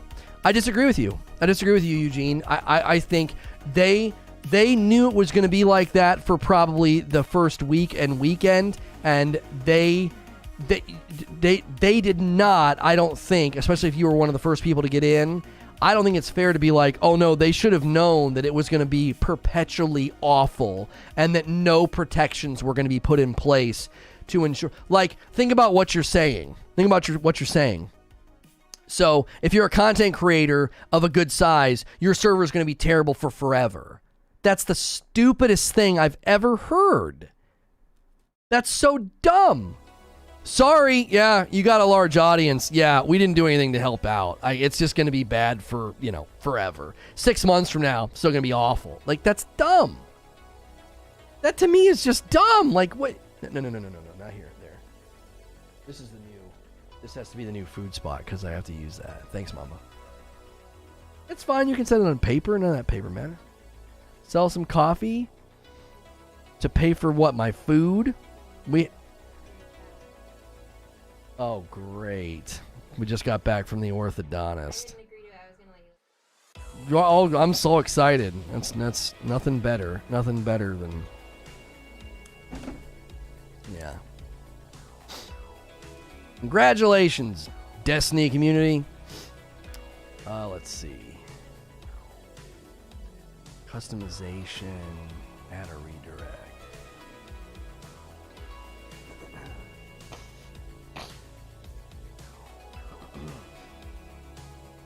There were thousands of people on Asmon's server before he even decided to join it. They aren't at fault in any way. Right, like they go and join. What if there were people that weren't paying attention to the internet? You know what I mean? There are people that weren't paying attention. They just joined up. They just joined up. Come on. All right, let's do something here.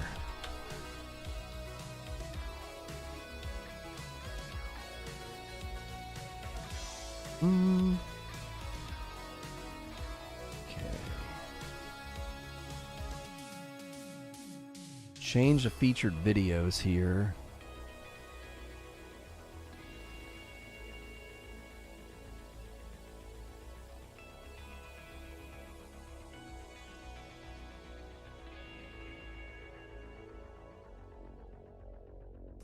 Okay. Who is he? Asmongold? He's like a really, really big, well-known WoW content creator.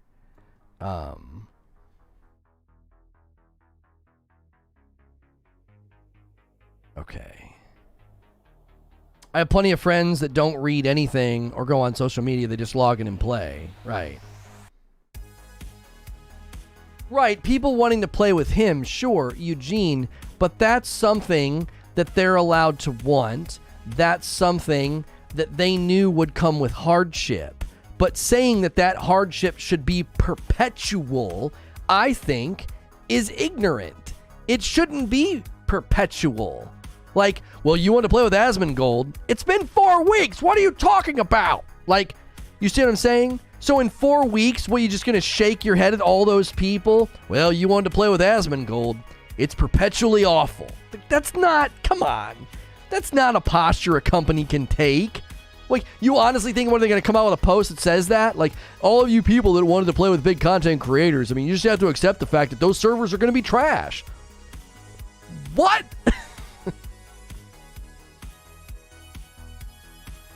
Come on. I can just see the press release now. Well, it's your fault, you know. It's your fault, gamers. You should have known better, you know. Squid Game was previously rejected by local Korean studios for a decade before being picked up by Netflix. Really? Huh.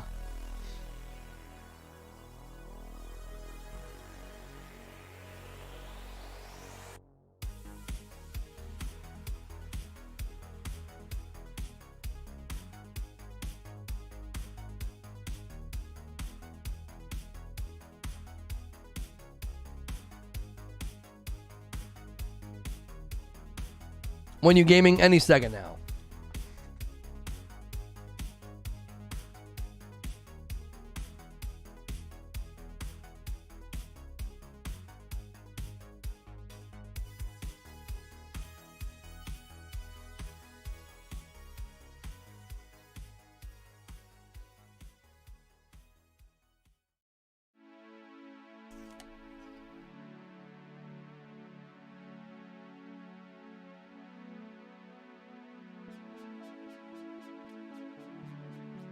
How many people can do the corrupted grind? Yeah, I need to figure out where we're going to do it. I think there's a spot close by to where I am. No, that's all 35. I think we have to go down.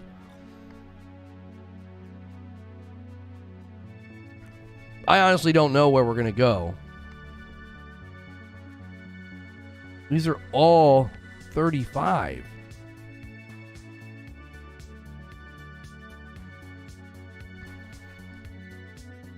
I mean, I'm in Everfall, and there's some corrupted monoliths nearby that are 25.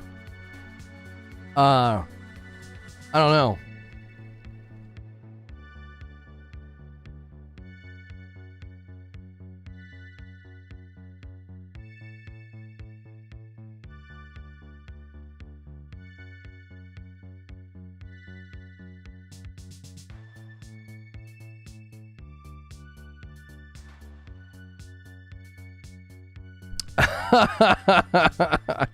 Zubair. Yeah.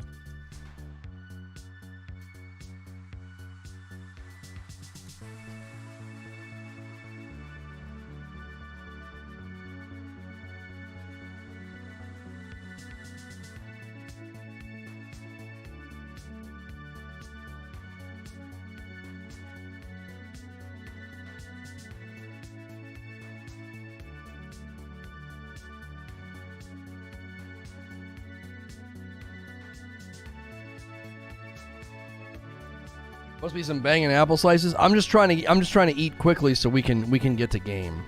We can get to gameplay. I always want to start gameplay at least like the first 10 or 15 minutes and not eat, so that people that watch the VOD aren't like immediately like, why the frick is this guy eating like as soon as the video starts. So I'll eat the apples first. That'll tide me over. Give me 1 second, okay? Give me 1 second. And those of you that are trying to play today, it looks like we're going to be doing some...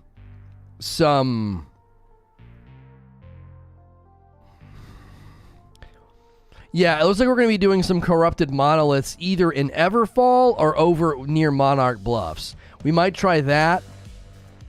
And we might try the other thing where you could like farm the elites or something. So we're going to be doing some farming. So don't go anywhere. Give me 1 second.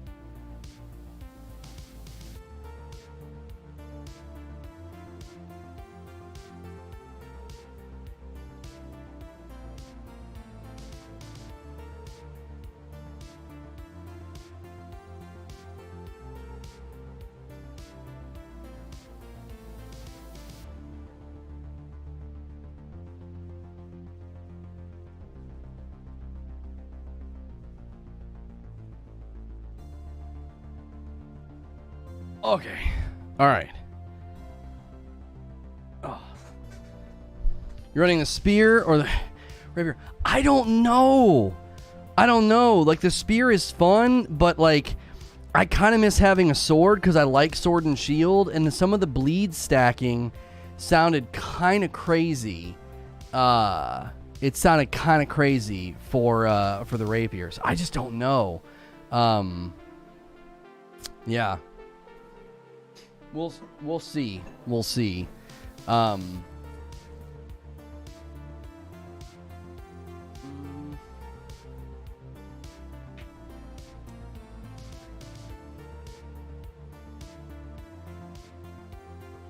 We all have to eat. Where's this guy that hits his bong in the ear, smashes some chips? I always do my best to, like, get away from the mic if I'm eating something. So, try burn stacking with the powder burr on the musket. No, I don't have any interest in the musket. I was willing to give Amazon a pass the first week. Having 700,000 concurrent players is nuts, but now these issues are going on for too long. They got to fix it ASAP. It's just delicate. It's just super delicate. They can't just immediately jump to, you know, if they respond too quickly or too recklessly, they will make everything worse. And that's the bummer of it, you know. So, okay, we separate the streams. Going down, evade on rapier is OP. If you spam evade and attack constantly, you'll attack like twice as fast. Well, I'm trying to have a balanced build between healing, like a support heal, and then something else that can, like, help. And I feel like maybe the bleed might be better than spear. Because, like, I could go up and, like, apply a bunch of bleed to an enemy and then back off and go back to healing. Now, we separate the streams, so we are now going over to a gameplay stream. And when you guys come with us to the gameplay stream, it is super, super helpful. The talk show kind of continues because this is definitely a game where I can continue talking and having conversations with you. So you can either click the link in chat or you can ride the redirect, and this is where we're going to be headed. I'm in the game right now. I'm in a town, and we're going to be doing some corrupted grinds to see how the payout is, and then we may end up doing the elite farm or whatever. Okay, so I'll see you guys over there. Click the link in chat, or you can ride the redirect. Smash like on this video before we end it, and I'll see you guys over there for gameplay.